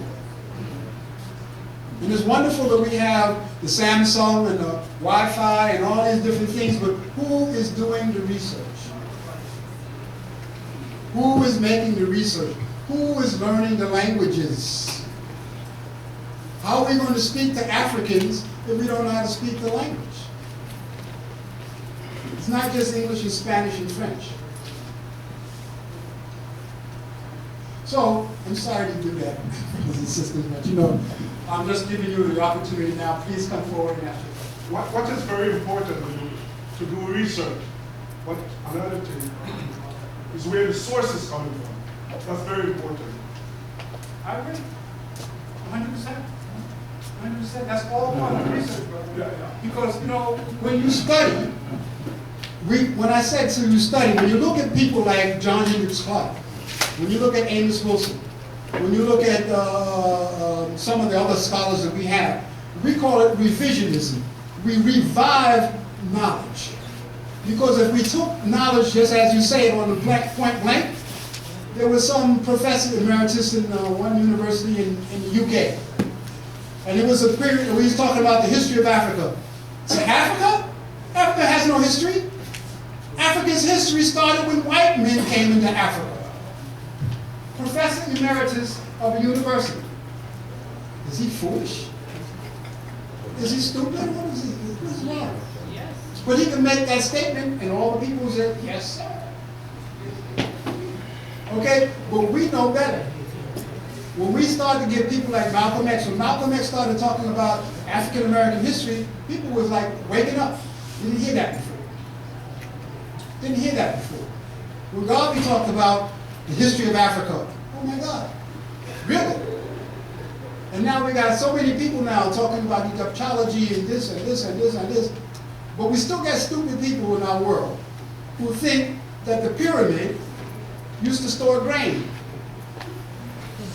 People who are neurosurgeons will go up and say, oh yeah, they used to store grain in the pyramids, knowing full well the pyramid is solid. But these are some people. So you're right. You have to qualify your research. You have to qualify. That was one of the quotes Malcolm used to say. History is best qualified to reward all research.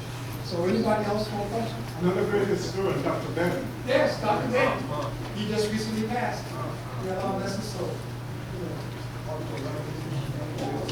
Greetings. Hi. You hear me? My question is kind of twofold. Marcus Garvey instructed us that we should develop a race of scientists and second to them. Is where it starts. What can you tell us about those scientists and how we may connect to them if they would exist? That's my first question. Second question is for all three. I understood that to keep doing the same thing, the same way, all the time, I expect that to result in the definition of a food. Okay? So now, I would like you to tell me, as far as your knowledge can serve you, where did Marcus Garvey went wrong in his trial? Because you know he's eloquent and he delivered himself. Why is it that he could not come out of that court? For instance, what kind of court was it, right? And why did he fail? Why was he found guilty?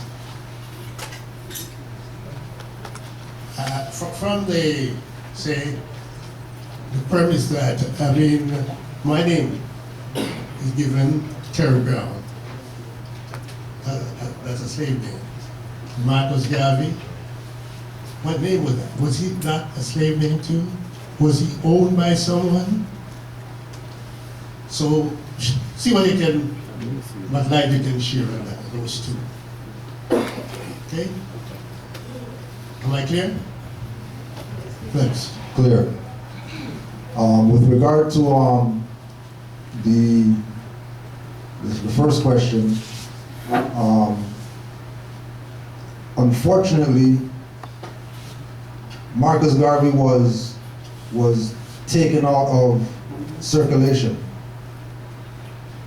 and his influence did not grab hold of the younger generations as it did the older ones. But this is where it comes into, like we were saying about when the brother was talking about in his poem about the generationism,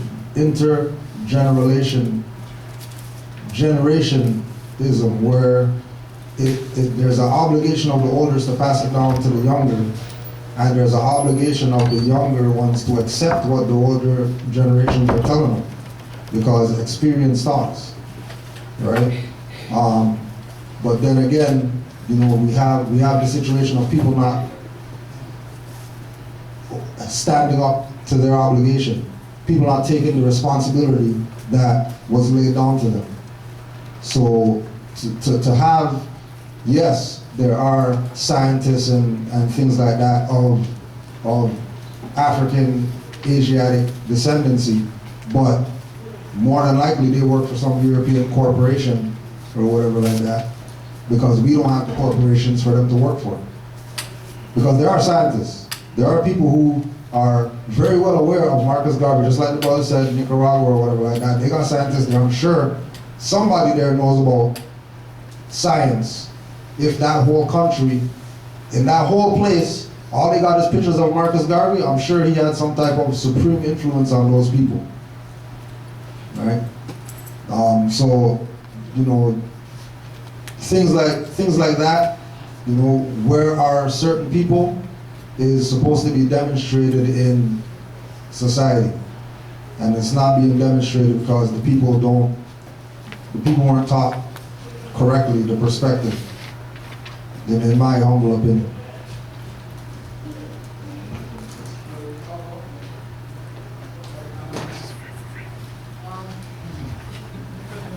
There's a lot in that stuff here. I think in the end, when we look at everything, we have to continue to struggle with different ideas. We're not going to win if we find ourselves in a situation where we are remaking ourselves every generation. I think we need to have roots. Trees have roots. We need to have roots. We have to be careful that we do not create political and ideological forms that divide us. We have to find a basis for unification. And where do you get that information to create that foundation is what we have to be working on. Right? An ideology that, what should I say, an ideology that forces, perhaps not force, but compels us in some ways to work together. Unity is fundamental.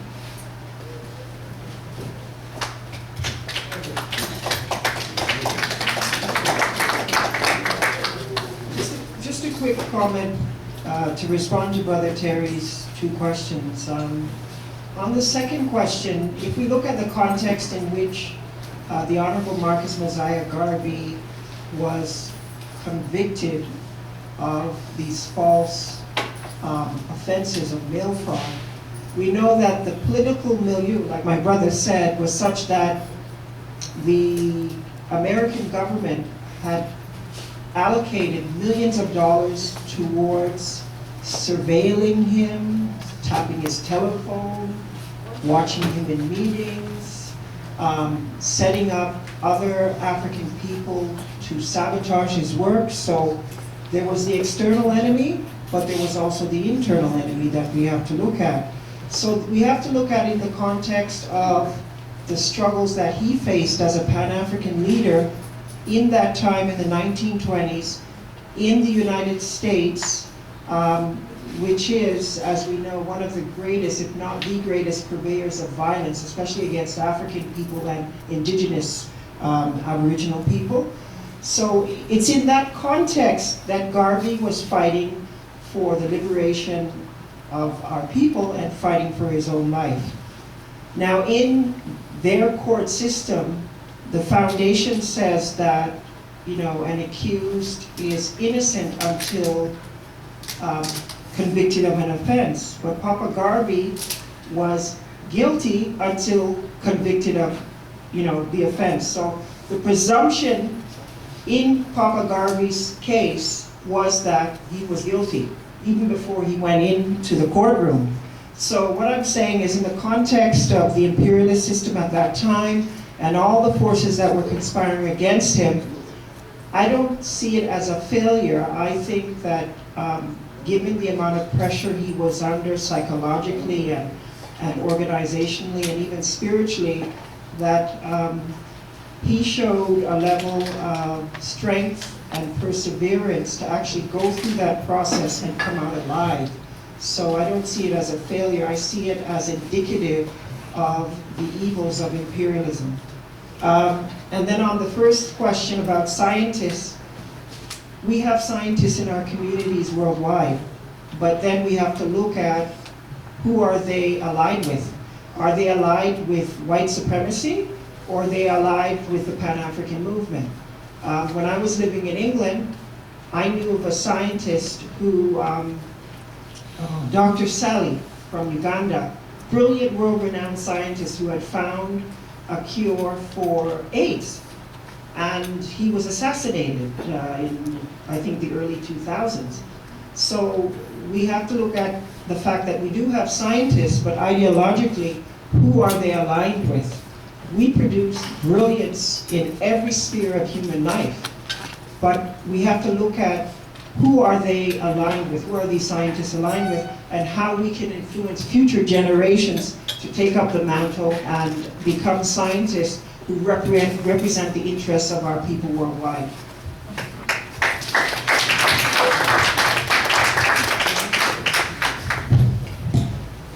And just quickly to also touch on, with regard to the trial, again, if you get the book, Philosophies and Opinions of Marcus Garvey, the trial's in there.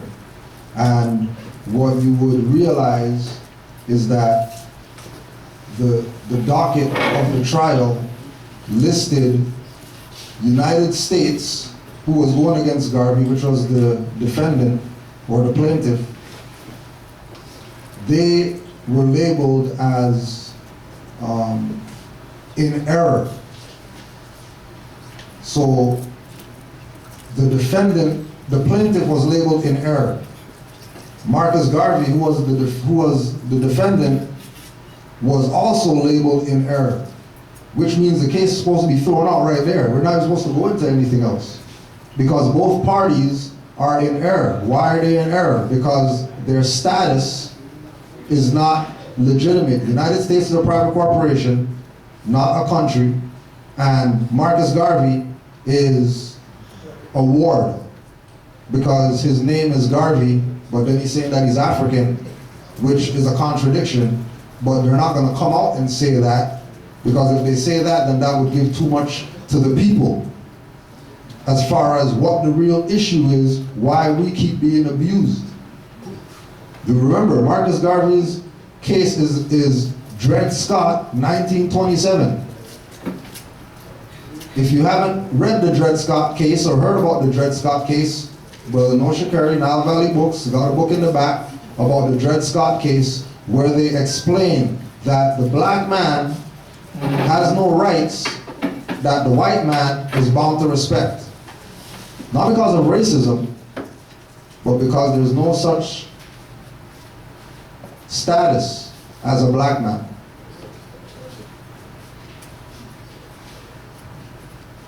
I wanted to make a brief statement and ask two questions.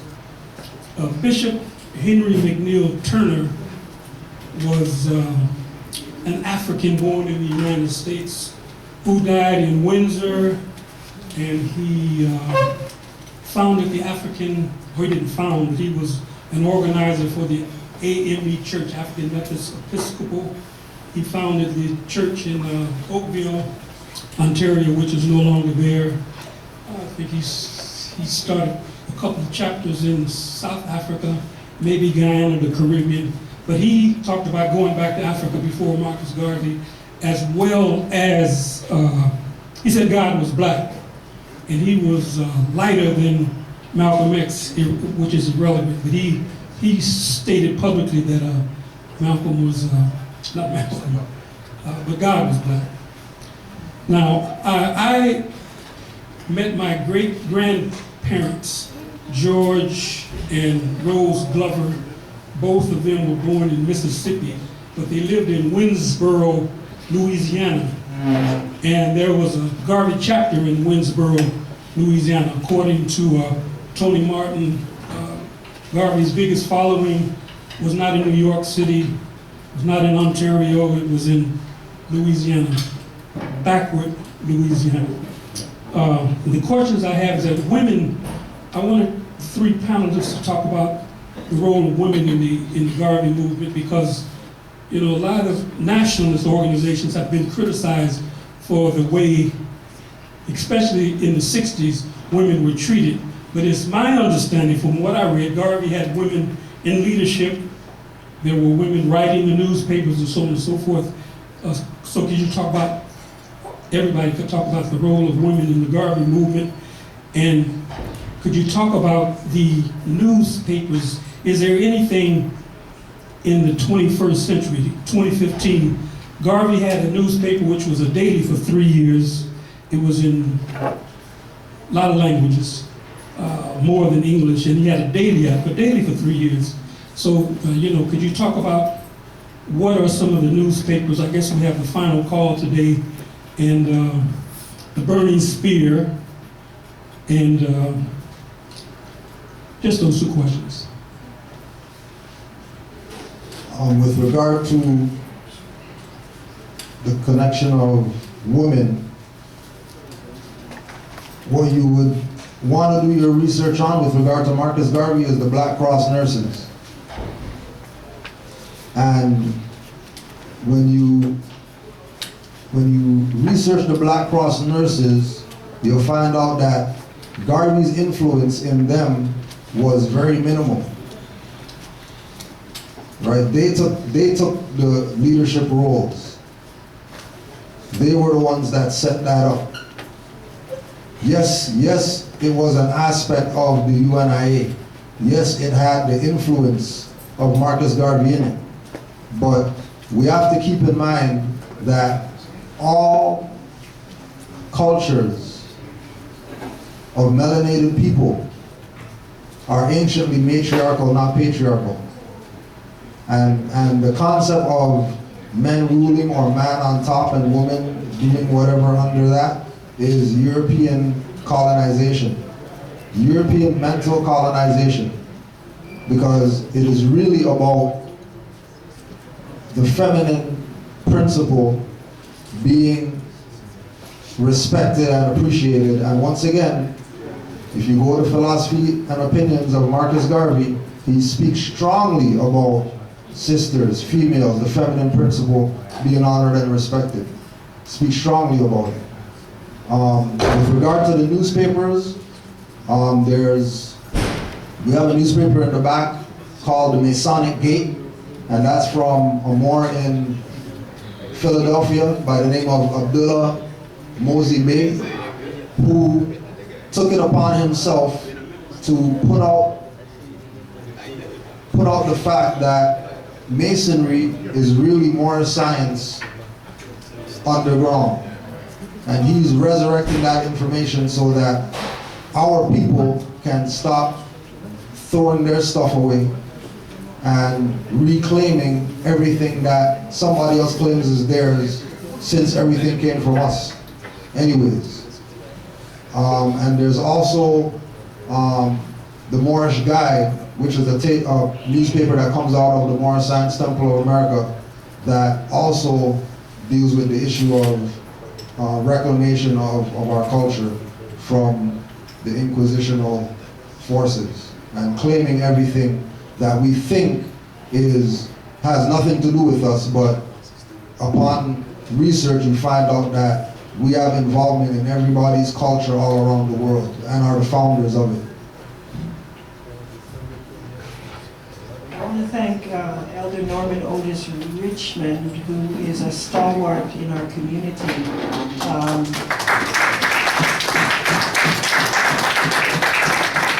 And who has dedicated his life to the liberation of African people for those two questions. On the issue of African women in the Garvey movement, thank you for raising the question. When we look at the goals of Garveyism, and we look at the focus on nationhood, as my brother, the facilitator have spoken about, we know that in order to build a nation, you need people and you need land. Garveyism understood that until Mother Africa is free, no African anywhere in the world will be free. So Garvey set about, in his lifetime, focusing on the liberation of Africa and African people. Now, if you look at the composition of our people worldwide, we know that 54% at least are African women. And African women historically and currently have made a phenomenal contribution to all aspects of our struggle. They were an integral part of the Garvey movement. I was actually blessed to buy a book from a sister by the name of Nzinga Asata, who wrote on women in the Garvey movement. I bought this book in London, England, and I was the facilitator for her book launch. And she gives a very accurate historical account of some of the leading women in the Garvey movement, such as Henrietta Vinton Davis, who became the international organizer for the UNIA, holding this position for a decade. Another organizer was Madame de Mena, originally from Nicaragua. She became an international organizer for the UNIA from 1924 onwards. And there's a whole list of other powerful African women. Mary Lawrence, who was a member of the organization and was employed as a food scientist and dietitian. Lillian Galloway, she was head of the UNIA's printing press. Madam C.J. Walker was very active within the Garvey movement. Mary Duchatelier from Haiti, she was responsible for promoting the organization and the Black Star Line Shipping Corporation. Charlotta Bass, Ethel True Dunlap, Augusta Savage, and the list goes on and on. And in my presentation, I mentioned Mighty Daughters of Africa, Amy Ashwood Garvey and Amy Jakes Garvey, who were stalwarts in the movement. And in fact, when Papa Garvey was imprisoned in the United States, it was Amy Jakes Garvey who finished his book, The Philosophy and Opinions of Marcus Garvey. So she has influenced through her work within that book generations of African and other people on the philosophy and opinions of Marcus Garvey. So it's very clear that when we talk about nationhood and the liberation of our people, we cannot separate the liberation of African women from that. They must continue to be at the forefront of the struggle for the liberation of our people. The second question was about the newspaper. Yeah, this is an important question in terms of politically educating our people. Papa Garvey understood the importance of educating our people all over the world, which is why he published The Negro World, to build an ideological basis for our people to be connected, and also to infuse the movement with tactical and strategic ideas, because our people were dispersed all over the globe. So this whole issue of a newspaper is something that we as a community, we need to look at that very seriously and see how we can revive, in the spirit of the Honorable Marcus Mosiah Garvey, a truly Pan-African newspaper that reflects the ideological tendencies of Garveyism, of Malcolm X, of all our great ideologues, bring it together in one newspaper. And even if it's 4 or 5 times a year that we publish it, it is something worth doing.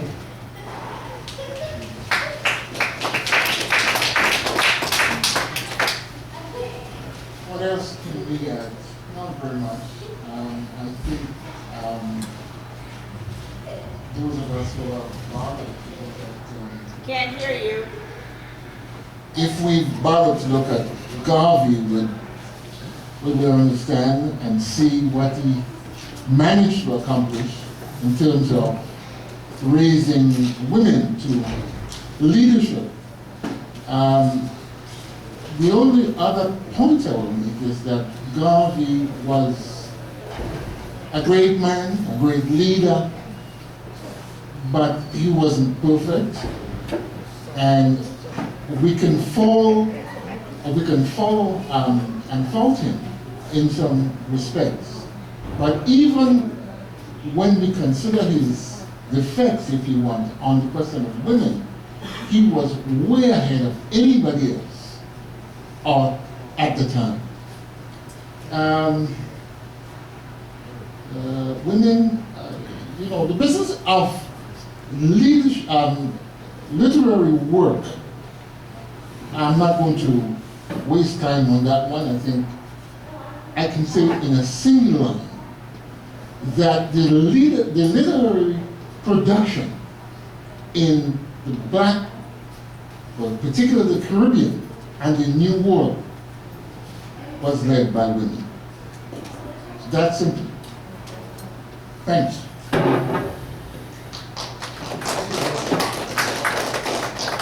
As-salam ala man ittaba al-huda, which basically translates as peace be upon those who follow the correct guidance. I have a lecture too before my question. all the Muslims here, they know me. As for the non-Muslims, they don't know me. Both of my great-grandfathers, they met Marcus Garvey a long time ago. A little bit about my great-grandfather. He was the first black man to work on the TTC. He was the first black man to build the first black church. So Marcus Garvey came to Toronto to meet my great-grandfather to try to organize stuff. That's one question aside. My mother's side of the family, my other great-grandfather lived out in Edmonton, Alberta. They came originally from Oklahoma on a carriage and horses, and they went all the way up there. And he intermarried into the Cherokee tribe. So he actually has, and I have it on my phone, Black Star Liner stock. He bought some stocks to try to go back to Africa. That's what one grandfather wanted to do, was to get the hell out of this place. Because this is no place for the black man. So one believed in that message, whereas my great-grandfather said, no, we're here right now. We're going to build something here right now, as we've already built stuff. And if anybody wants to go and find out more about my family, they did stuff. So my question to the respected panel is, what is your school of thought? I'd like to hear from all three of you. Should we stay here, or should we go back to Africa and try to settle there in the future? Thank you.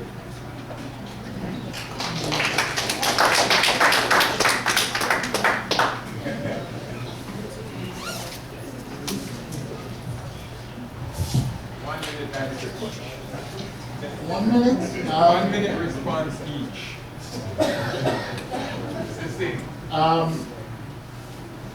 I think it's not so difficult.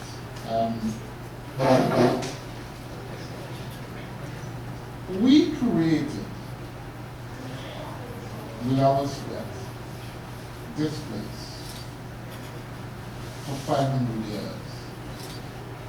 So, Hey, put the microphone closer, brother, we can't hear you back. yeah, I'm saying that we have been around here for at least 500 years, according to the historians. That's not true. We've been around here a lot longer. But we've built this place. We came as indentured servants, and we came as slaves, and all of that. So the question and the challenge is, do you walk away from your property? I'm throwing it back out. Should we walk away from what we created in the West? I want to thank my brother for that very thought-provoking question and for sharing your family history.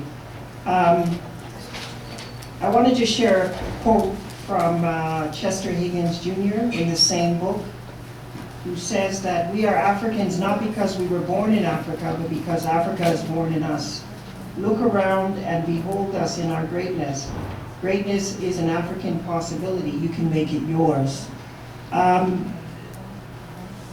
The issue for me is not just about going back home to Africa, which I would encourage our people to think about and plan for very seriously.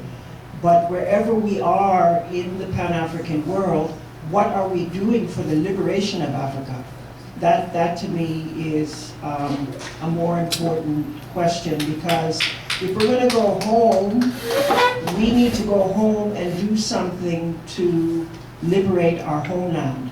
Some of our people, we go home and we do that. We get involved in organization and we do that work. Other Africans go home as tourists and continue to perpetuate the same value system of white supremacy. So I would say that wherever we are as Africans, as Papa Garvey said, what was it, something about being at home and abroad. Africa for Africans, those at home and abroad. So whether we're in the diaspora or we're on the continent, we should be organizing for the liberation of our motherland. And before our brother Kojo speaks, I respectfully ask permission to interject. I have a lot of problems with a lot of things a lot of people say. The Moors, my brothers, say a lot of things like everybody else I don't agree with. But one thing and I know Kodjo is going to say this, and I respect the Moors for that, is it takes a little bit further than what Christopher Columbus said.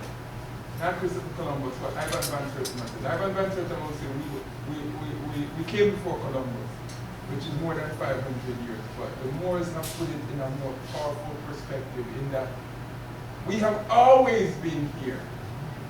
So my brother, you know you got 1 minute to respond, so do it well, please. Well, you took 30 seconds, so I'll take 30, and we'll call it even. We have to appreciate our magnitude. You know, yes, we have ancestry that goes back to the continent, and we give honors to our ancestors. You know, we do not deny our ancestors, but we also know that, you know, our being in, let me make it personal. My family's from Trinidad and Tobago, right? And my mom, dad, grandmother, family, we never thought go back to Africa because it just wasn't something that we had to do because we've always been here. Our majority of us, our culture is also on this side. And if we go back in time and we put all those pieces called continents together, we'll find out that all of it's one landmass. There's no such thing as Africa over there and then over here is America. It's all one landmass, and wherever we go, we're home.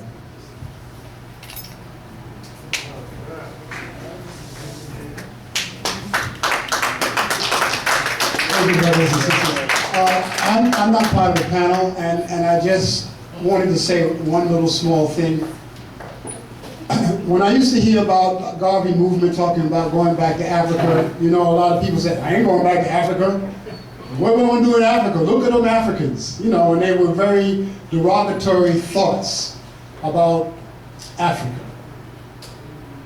What has happened to us now, when we see these little ads on the TV or on the television, on the radio or other places, where these little kids with flies in their eyes and they're drooling out of the mouth and they just look like they don't have enough breath to breathe, and we got these white organizations saying that we got to go to Africa and make sure these people have food to eat and so forth and so on and so on. Africa is one of the largest continents on the world. 4,000 miles from the top to the bottom. From Libya all the way down to South Africa. Almost 4,000 miles from the coast of Guinea all the way over to Tanzania. We got the greatest river. We got the only river that runs from the south to the north, the Nile. And we got all this stuff going on, and we look like the poorest people on the earth. But, what's the man's name was, sorry to say, the one used to be with the United Nations from Ghana. Kofi Annan. Kofi Annan. They did a big survey. They said trillions of dollars every year is pumped out of Africa. Trillions of dollars. I said, this is unbelievable. Who's responsible for that? All those resources and all that wealth, and all we hear about is all the calamities that's going on in Africa. Only because people did not pay attention to what Marcus Garvey said. And if the leaders of Africa, who were trained in Europe and in Russia and in China and in other places, when they go back to Africa, something is taken out of their hearts. Something is removed from their hearts, and we find we have despots running the countries, letting other people take our wealth out of the country so we can drive a big Mercedes and live in a big palace and have 100 bodyguards and an army and so forth and so on. This is our problem. What we need when we go back to Africa, and if you haven't had a chance to go to Africa, you should take the opportunity. Every person of African descent, or more, or whatever you want to call yourself, should go back to where you came from and just check it out. Just check it out. And some of us can even go and live. There's no problem with that. I'm not gonna lie, I live in Ghana, my wife and children are there, I don't see no children, no monkeys, nobody living in any monkeys in any trees. I built my family a beautiful house, and I think that this business about taking those ones who go there and they take the money from there and they waste the money and mash up Africa. Some of us who have moved back to the continent are actually taking African goods and bringing it here and also making sure that money goes back into the There you go, brother. There you go. There you go. You're making the Black Star Line work. So all I'm saying to us is that, you know, when Garvey was talking about going back to Africa, it wasn't just a mass movement. You had to have some intellects to go there. This is what we're talking about, the scientists and the people who are knowledge. Don't forget, Marcus Garvey came in the time of Booker T. Washington and other people who were scientists and did a lot of things. I see there's a lot of people here who want to talk. I'm sorry just to say that, but I just want you to know, the movement to go back to Africa is not just an emotional movement. It's a very strategic movement to do that, inshallah. Good night, everyone. My question or comment relates to moving forward, right? Because from my analysis of past leaders to now, many strategies have been implemented against us, right? Even currently, right now, with the food system, propaganda, the education system, many things, right? Prison industrial complex, many things. My question to the panel, and more so, well, Brother Kujo, he will touch on this, but more to you guys have law backgrounds, as you mentioned, right? Is how important, or is it possible to have a nation within a nation? So for instance, you're in Canada or the United States, or whatever country you think you're in, how important is your nationality there and status?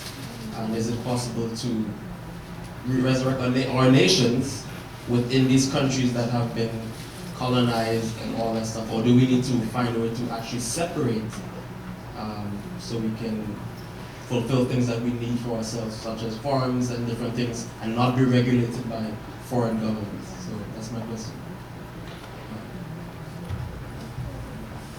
With regard to United States, quote unquote, and Canada, wealthy people are denouncing their Canadian and US citizenship right now, mainly Europeans, because they realize that those entities are not governmental in the sense of, you know, what we know or what we perceive government to be. A lot of these so-called places that are, you know, quote-unquote colonizers, they were originally set up as corporations. So India was a British corporation at one time, right? That the people in India know that that's not the country. The country is Hindustan, right? The people of Sri Lanka know that the country is Ceylon, not Sri Lanka. Sri Lanka is a private corporation that was created later. Even though people are gonna say Sri Lanka and make reference to Sri Lanka, the people there know that the land is called Ceylon. So it's the same thing with here, that we have to realize that, you know, if we say that we are a nation within a nation, every nation has nationals. Black's not a national, so we can't be that. Negro, African, those are national names. Even if we find somebody from the continent and ask them, what are you? They're not gonna say, I'm African. They're gonna say, I'm Congolese, I'm Eritrean, Ethiopian, going down the line, Ghanaian, Nigerian. They're not gonna say, I'm African, like how we say it. Because they know that nationality is the political position of anybody who's saying that they want rights or they want to exercise rights. So, you know, that's why I read the thing from Marcus Garvey, that he told the so-called Negroes that in order for you to be happy, you need to find out your own nationality. Until that time, we're not going to be happy. And right now, when we look at our conditions, clearly we're not happy. Why? Because like the brother said, we stray away from Marcus Garvey's teachings. He told us that we need to have a nationality.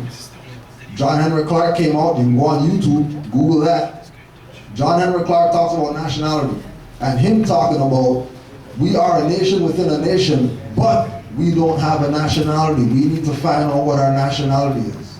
And then that's where we say the unity, and we put it all together, and we say that collectively, we should be identifying ourselves as Moors, collectively. Because having a nationality is the polarizing force called unity.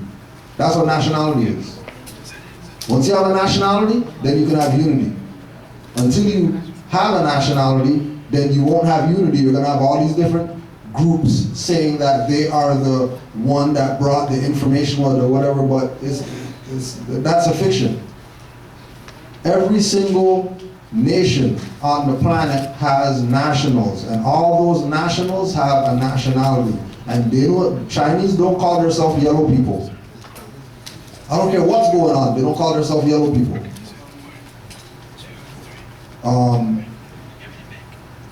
Indians, Sri Lankans, Pakistanis, they don't call themselves brown people. They have one flag that all of them recognize that that's our flag for our nation, and they stand behind that. When we march, everybody got 1,500 different flags. But then we say that we're unified because we all went to the march. Yeah, but there's 50 different flags. So clearly there's no unity if there's 50 different flags. When the Sri Lankans shut down the garden some years ago, one flag. Nobody got shot up, nobody got killed, nobody got arrested. They were actually taking police bikes and throwing them at police, and nothing was happening to them. Why?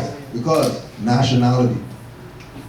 So that's where we have to get to with our people, for them to recognize that that is something that's real. Until they recognize that it's real, then we're going to have this disenfranchised perspective that we're going through right now.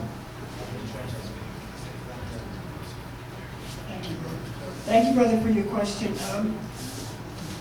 Papa Garvey was big on nationhood, obviously, and he understood that nationhood is connected to the history, culture, and identity of a people, but it's also connected to a land base.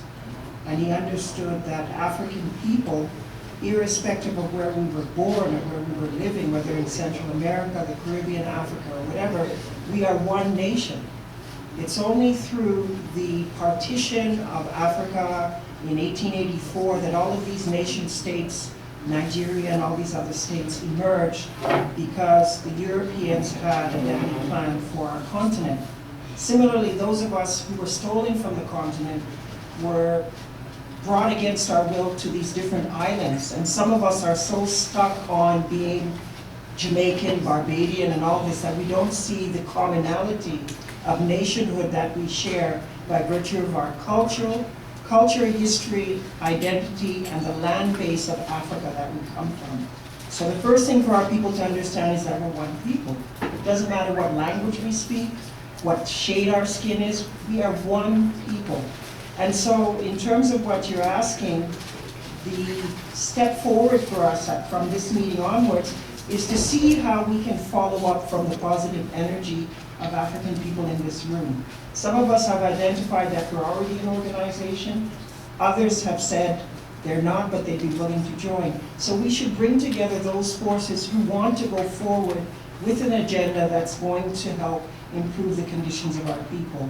And through that process of studying together, organizing together, meeting together, we will continue the legacy of the Honorable Marcus Messiah Garvey. There's a brother in the group, I don't know if he's still here, but there's a meeting on December 20th to talk about reviving the Toronto chapter of the UNIA.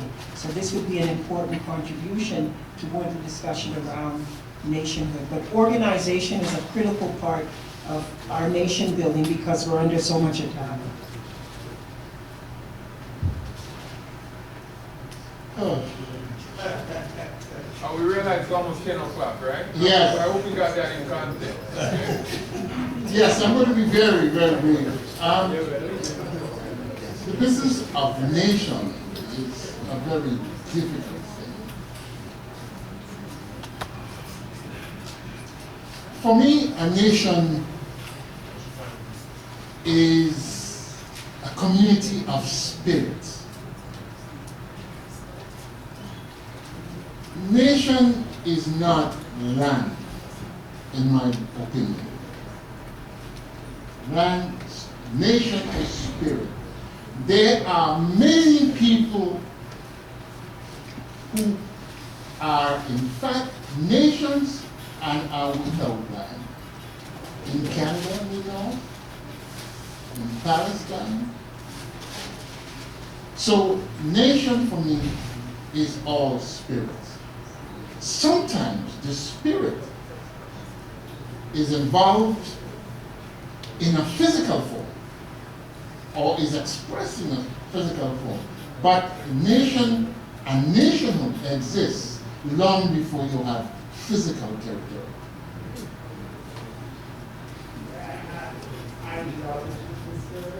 Yes, spirit. Okay, I just want to say that, brother, I'm not going to rush you, but can you just make a question direct to whoever you want to deal with it? And I've got 1, 2, 3, 5. Is it 5 people there? Okay, 6 people. Because I'm just trying to see if we can get this done quickly, because there's some other things that people want to bring on. And, you know, we also got to close down the house, with all due respect. We want to close the question and answer in about 10 minutes. How much time do we have, Mr. Kerry? Midnight hour. Right to the midnight. African time, midnight hour, that means 10:30. By the time everybody talk, it's 1 o'clock. 10:30. So we got 10 minutes for the question and answer? Yes. Okay. All right. Greetings. I want to bless up the Honorable Marcus Mosiah Garvey. It's kind of dead still. You know, I went to Winston Churchill on the highway, and the highway named Winston Churchill. So Winston Churchill has power, but we don't have a simple, like I saw the children, and I work in a board that often miseducate children. I think the question I have is, can we even get the small children to learn anything about Garvey? Sign of that word? I mean, what can we do to educate the children? I love my brothers from the Moors, you know, but I haven't seen my Twa people here, my Kalahari people here. One of the first people that walk on the earth. Yeah, they're like this, best. That's what the ancient Egyptians said.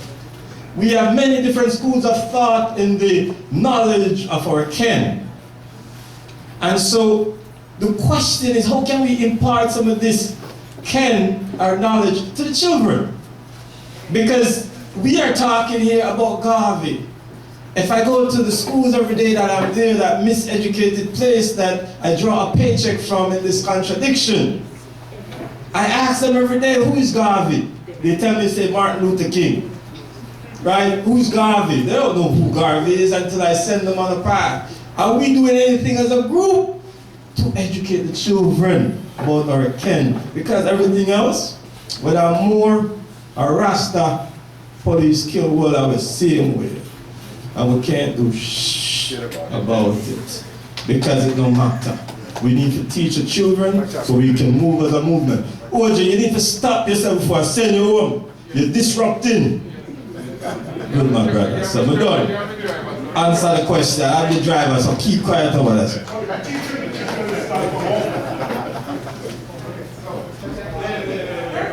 Hold on.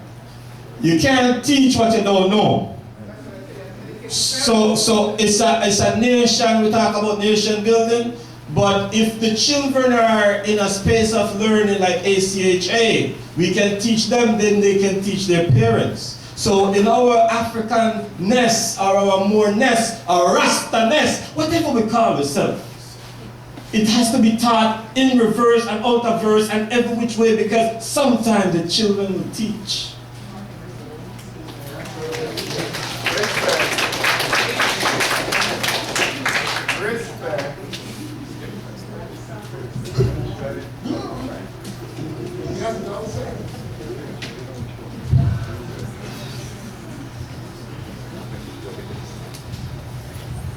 I agree with my brother Sankofa, and we should see what we can do from this gathering. We're here at a Marcus Garvey meeting, and his life was about organization and educating our people. So we should not leave this gathering without coming together to say what the follow-up is going to be, and perhaps we should prioritize educating the youth. So I agree with that important contribution.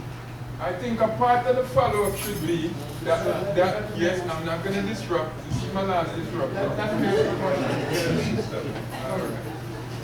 And another thing that we have to consider is we used to have independent Afrocentric schools in Toronto, just like we had a Garvey Center. Remember we used to have the Afrocentric schools? Umoja, Amlakawi, Betesem, all these places. What happened to all those places? Oh, they closed down. How come? Because the so-called conscious people took their children out of those schools to go put them in the African school that they got up on Kiel. That's not teaching them nothing. Same stuff that brother's talking about at the back. So we have to take responsibility for our misguiding our own. And like sister's saying, you know, we're here. How about we step up and do something so the children could have something?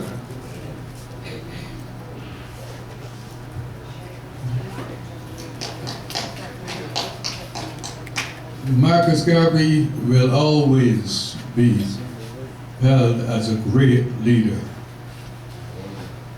But leaders are limited with the times in which they struggle.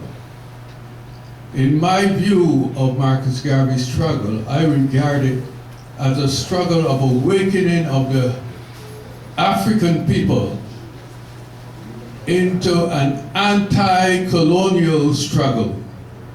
He wanted Africa for the Africans, which at that time was colonized by Europeans. We have moved on, and Marcus Garvey remains as a superior leader.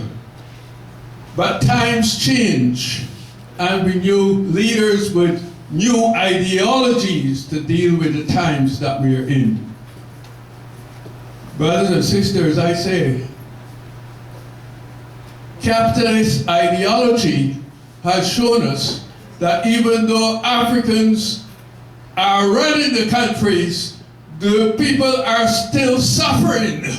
And there's still a class of people that are rich and enjoying the sweets of life. And that is because ideology is pushed aside.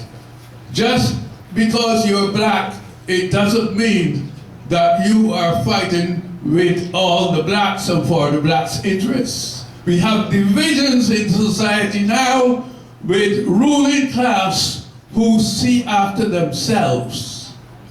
That is the capitalist system that we have adopted, and that's why Africa can be raped by the multinational corporations. I can bring you a book that shows you an African leader persuading American investors to come to the country with the capital that they have. It's happening all over Nelson Mandela in South Africa. The white people still control the economy. So this is a time that we've got to look at the kind of economy that we're going to have if we want to be truly liberated. And I can only see it in one ideology, a socialist ideology, where everyone is of one class and no one would have rights and privileges above the others. Brothers and sisters, Marcus Garvey, right on, you lay the foundation. We got to carry on. Times change, and you've got to keep up with the times.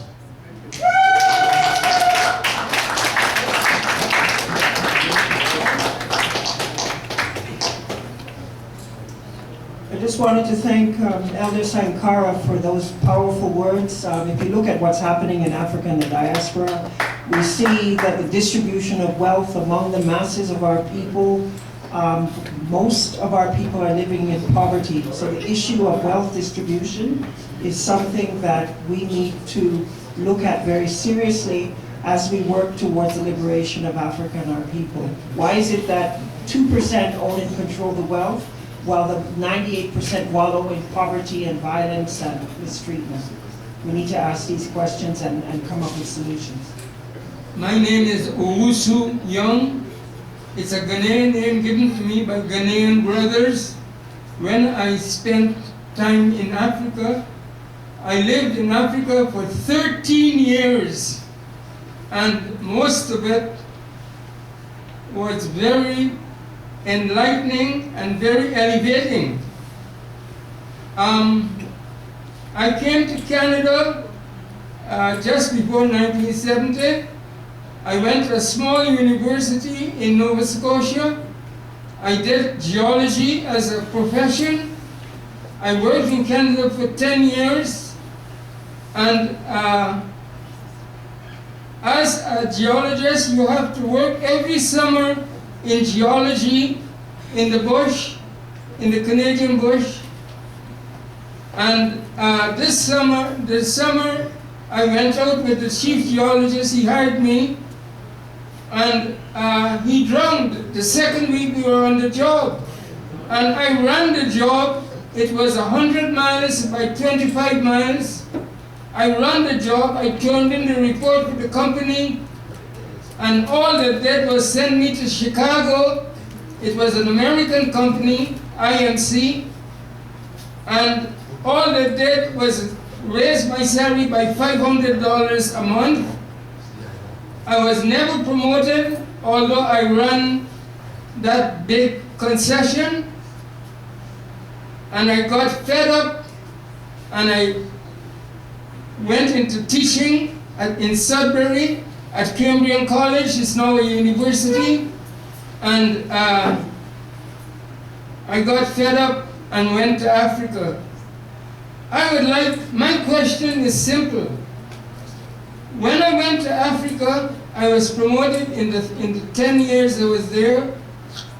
I went off and on, and I was promoted from a geologist, a journeyman geologist, to a chief mineral development officer in the Republic of Zimbabwe in the Ministry of Mines, and then also liaison officer on joint projects with the Ministry of Mines in Zambia for the Southern African Development Committee of about 6 nations. I would like to know, why can't you stimulate more people with the expertise, with the technology from Toronto and Ontario to go to Africa? That's how England was built up. It was called Britain when I was a boy, and then they changed it to Great Britain because it had become powerful, because of the influx of Italians, of Frenchmen, of Germans, of everybody under the sun from Europe went to England and built the place up. Why can't we do the same for Africa? That's my question.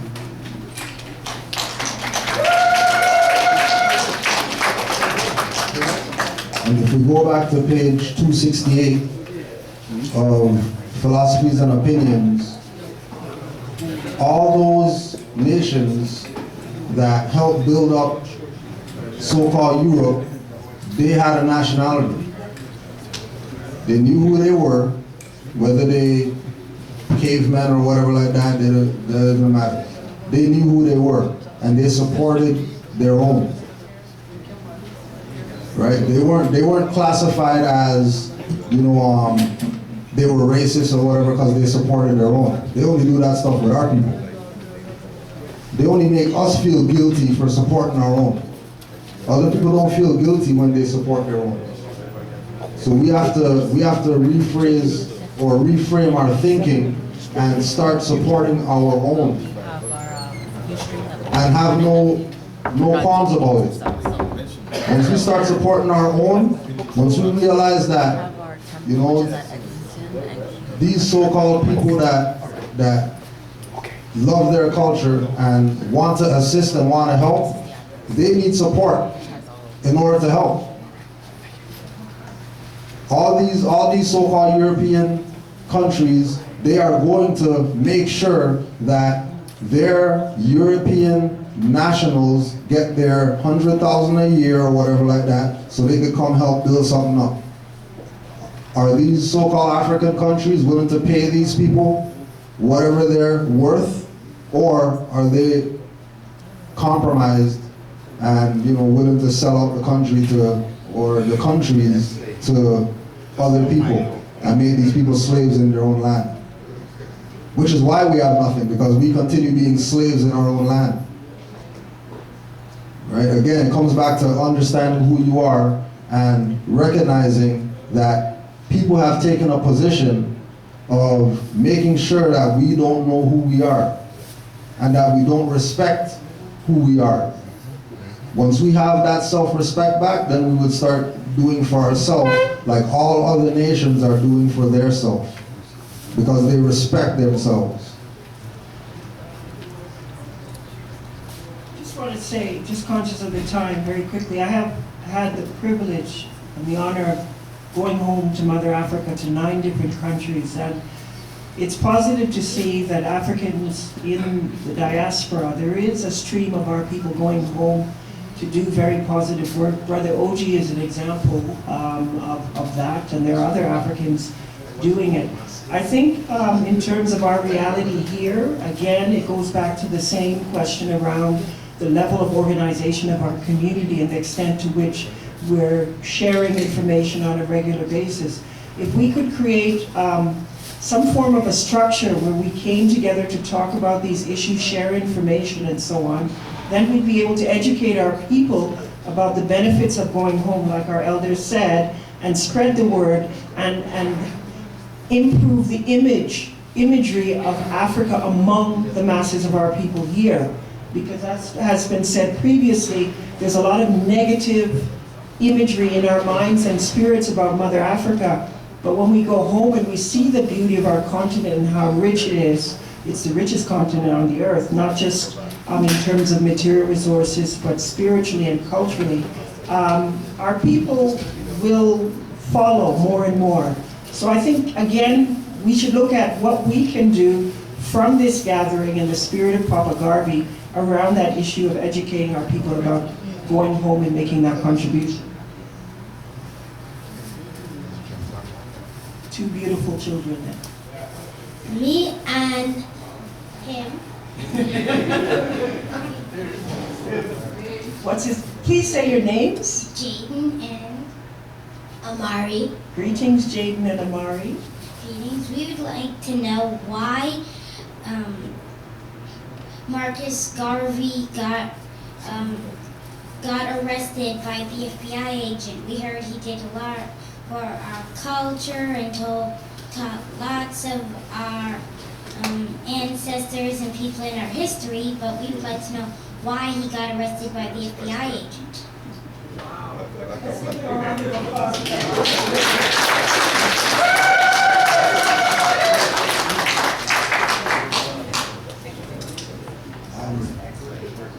Marcus Garvey was arrested because he had the power and the influence to change youth.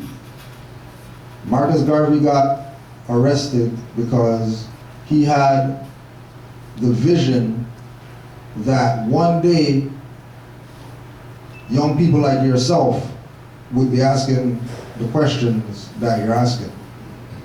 So what you're gonna do is, right, I'm gonna support you so you know what happened. You're gonna go back there to that brother back there, and he has a book back there called Philosophies and Opinions of Marcus Garvey. You're gonna go back there and you're gonna go pick up 2 of those books, one for each of you, right? and I'm gonna fund you knowing about how come they arrested him.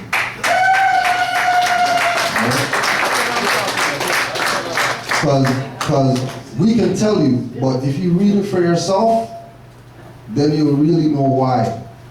We can tell you, but telling you isn't gonna do it justice. The case is in the book.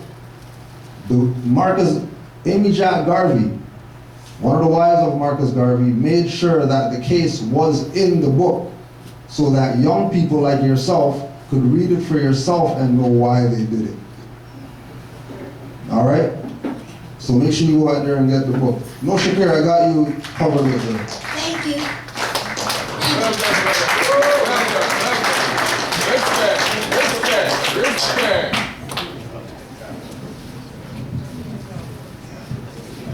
Give those youngsters a round of applause, guys.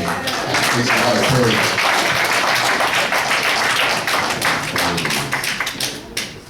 And most importantly of all, Brother Caldwell, Brother Rashidi, Mr. Tandwe, Brother Cujo, give them a round of applause, because this is definitely not easy. And what it is that there's been a lot of talk going on. First of all, I want to say one thing.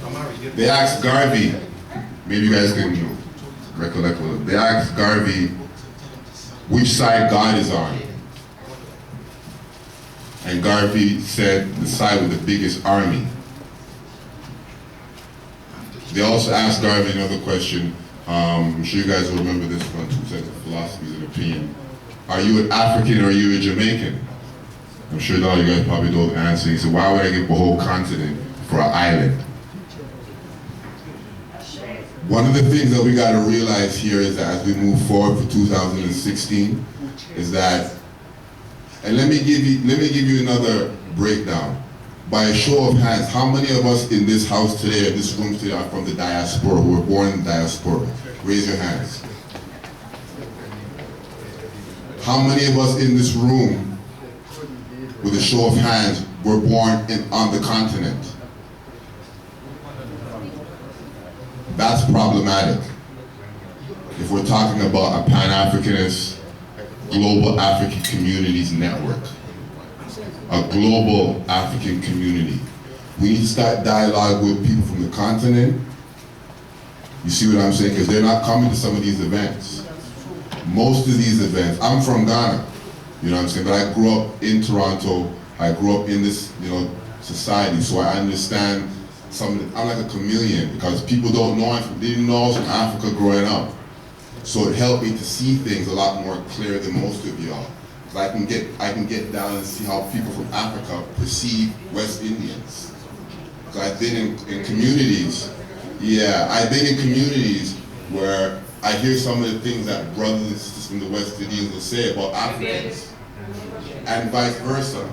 So I've been able to kind of like see the situation, but we have to start building with global Africans from all over the world and inviting them to some of these events. Also, we have to start supporting some of our local scholars, educators. That's been a talk that's been going on in the circles as well. I'm sure Cujo, there's been a lot of talk about us trying to support a lot of our local educators, because we've been spending too much time and energy bringing people from across the border, right? So today's display was just like it really hit me, and it hit home that this is kind of going to set the stage for us to get our educators from Canada, because we have a rich heritage here, and it needs to be communicated in some of these events. So as you guys know, my name is Kofi Aboah. I represent a network called the Global African Communities Network. Look for us in 2016. We have a lot of events that we want to plan, but we need that collective effort that Mr. Tandwe talked about. What is that common denominator? What is that principle that we all can stand on? And no matter what your denomination, your religious affiliation, where you were born, all of that's all semantics at the end of the day, because racism, white supremacy doesn't see whether you're from Jamaica or Ghana or Trinidad, or you're a Moor, or whether you're a Hebrew Israelite. They don't see none of that. That's just reminiscent of the plantation behavior that we still exhibit to this very day. We have to dead all of that. So, with no further ado, I want to thank Brother Nekaseri. Give Nekaseri a hand. And it takes a lot to put these events together. So again, the Global African Communities Network, look for us. We work with everybody in the community. So we're all one family. We see each other at all the events. Brother OG, Brother Sankofa, you know what I'm saying? Sister Nyambi. We know all, so we have to keep it moving and come together, and we can make things happen in 2016. Thank you very much.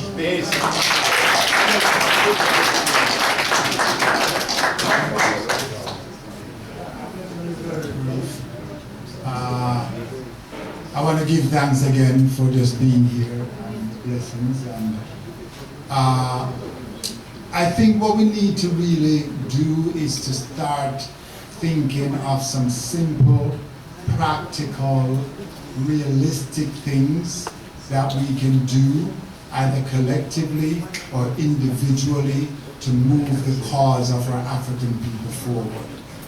Very simple, very practical, very realistic. And sometimes what we tend to do is to look at the big things. I just came back from Africa. It took me 20 years to get there. It's not easy to go to Africa. So I know a lot of people want to, who have enough brethren and sisters who have always wanted to go. They've made it very difficult for us to go to Africa. They've made it very difficult for us to communicate and have this conversation with our brothers and sisters on the continent, because they see us as bastards. They don't really want to connect with us sometimes, and we sometimes don't even authenticate ourselves as children of Africa, so that's another issue. But I just want, without taking up too much time, I'm just saying, people can dispute this, and that's why we have these courses and that's why we have educational institutions. But it can be said that Christ was not a Christian. It can be said that Muhammad was not a Muslim. It can be said that Buddha was not a Buddhist. It was the people who decided to follow a particular ideology, a particular examples that these people have set, and congregate around that and create rituals and principles that follow that. It could be disputed, but I'm going to leave it at that. To say that in my journey to Africa, and the relationship that I've had with Africa from I was born pretty much, but since I came to a certain level of consciousness in my teens, what I do know is that I remembered my grandmother and my great-grandmother sending money to Jimmy Swaggart, Oral Roberts, all of them people due to Christianity. One of the saddest things that I experienced in Africa is how much Christianity have destroyed our Africanness. So what I'm saying is that in a roundabout way, we need to find our godness within ourselves and realize that we have the potential to do amazing things. And until that day comes, until we see the glory of God, however you want to see God or your deity in yourself, then you won't be able to actualize magnificent things.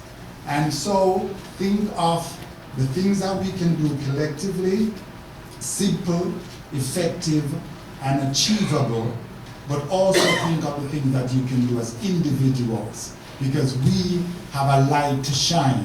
All of us have a light to shine. And you're charged with that light at the time of birth to shine that light for others so they can see and glorify the goodness of your Creator.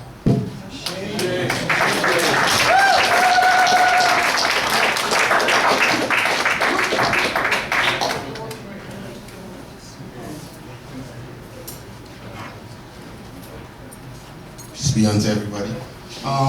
Speaking about community development, the Harriet Tubman Association in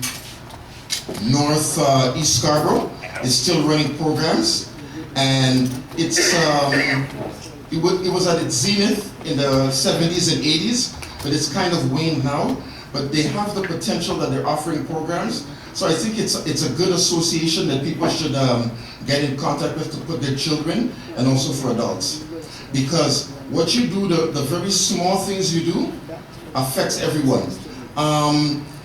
My recollection of Marcus Garvey, which I was telling Brother Rashid, when I came to Canada in 1969, I went to the Garvey Center at College in Augusta, but I didn't know that's what it was. It's only like about 10 years ago, reading up about Garvey, that I knew where it was.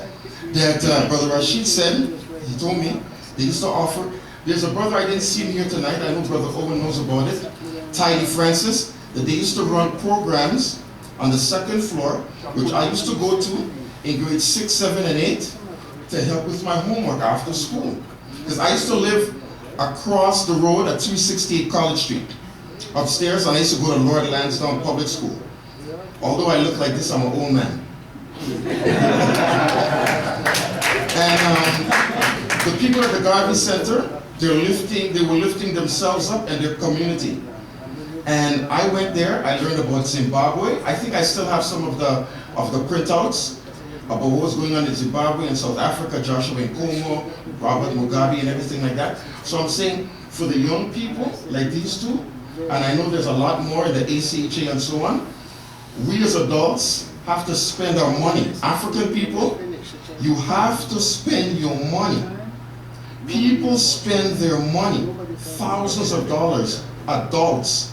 Nothing will happen unless adults spend their money and give their time. And as like Brother Caldwell says, it's a spiritual thing. When I see Jaden and Amari, I don't see Jaden and Amari. I see myself. I love Sister Fia, I love Nigerian movies.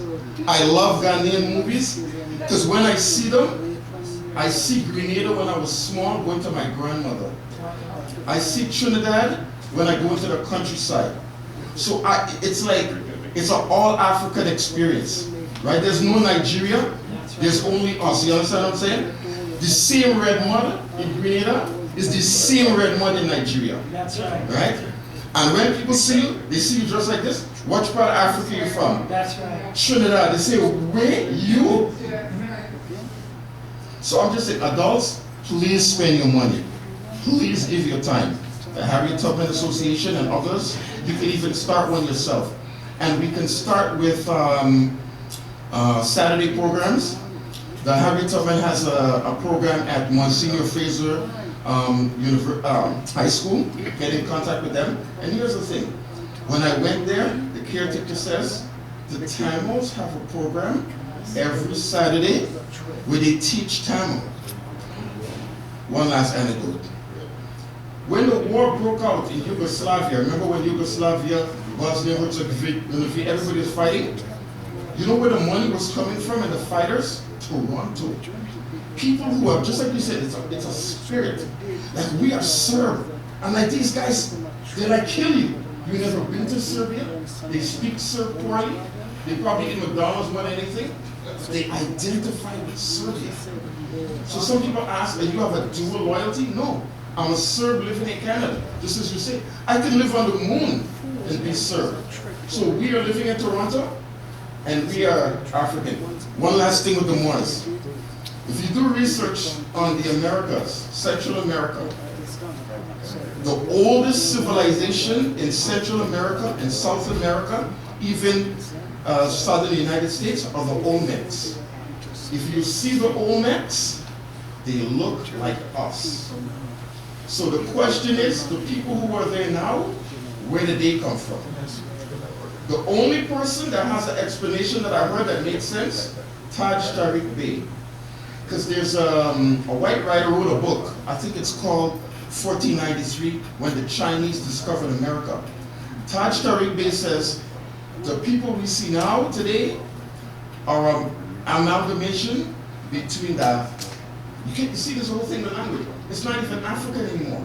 Because anywhere you go, this is where we are.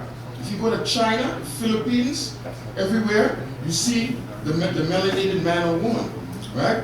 So the melanated man or woman is the first in North America, Central America, South America, the so-called West Indies, the so-called Caribbean, and they will mix. When the Chinese came over, they mixed with them. Hidden Colors 3 shows you, if you go back to Hawaii, you go back to Central America, the older you go back, is the darker the people look. So where did these light-skinned people come from? They show you Moorish It looks like Brad Pitt. Where did they come from? See what I'm saying? Anyway, African people, please spend your money with our institutions. We have to keep our children from this system. You know, here we are building pyramids that when they look at them today, they say aliens because they cannot believe that niggas like us could do that. That's what they call us. The niggas like that could do that. Naismith put the rim 10 feet high because he said nobody could get there. Vince Carter put his elbow in. How are these guys doing it? Eating McDonald's. But I call it, if they was eating yam and dashi with good fish, he would have done kind of 15-foot rim. Peace and love.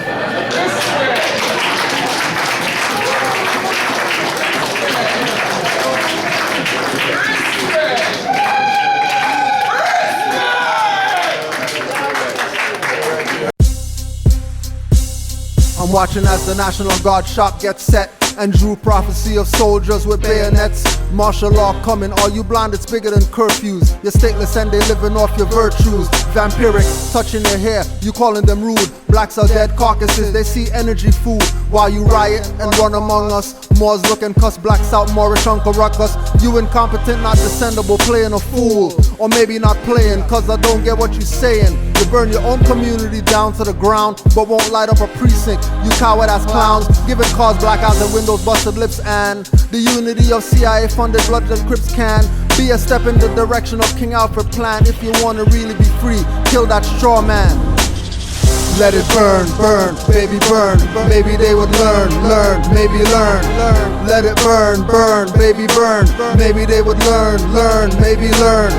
Let it burn, burn, baby burn. Maybe they would learn, maybe learn. Let it burn, burn, baby burn. Maybe they would learn, maybe learn. In this electrifying age, they use weapons of sound. So yo, we shall overcome chance, all get drowned. Pepper spraying bystanders, the new water hose. Most rioters are undercover pros.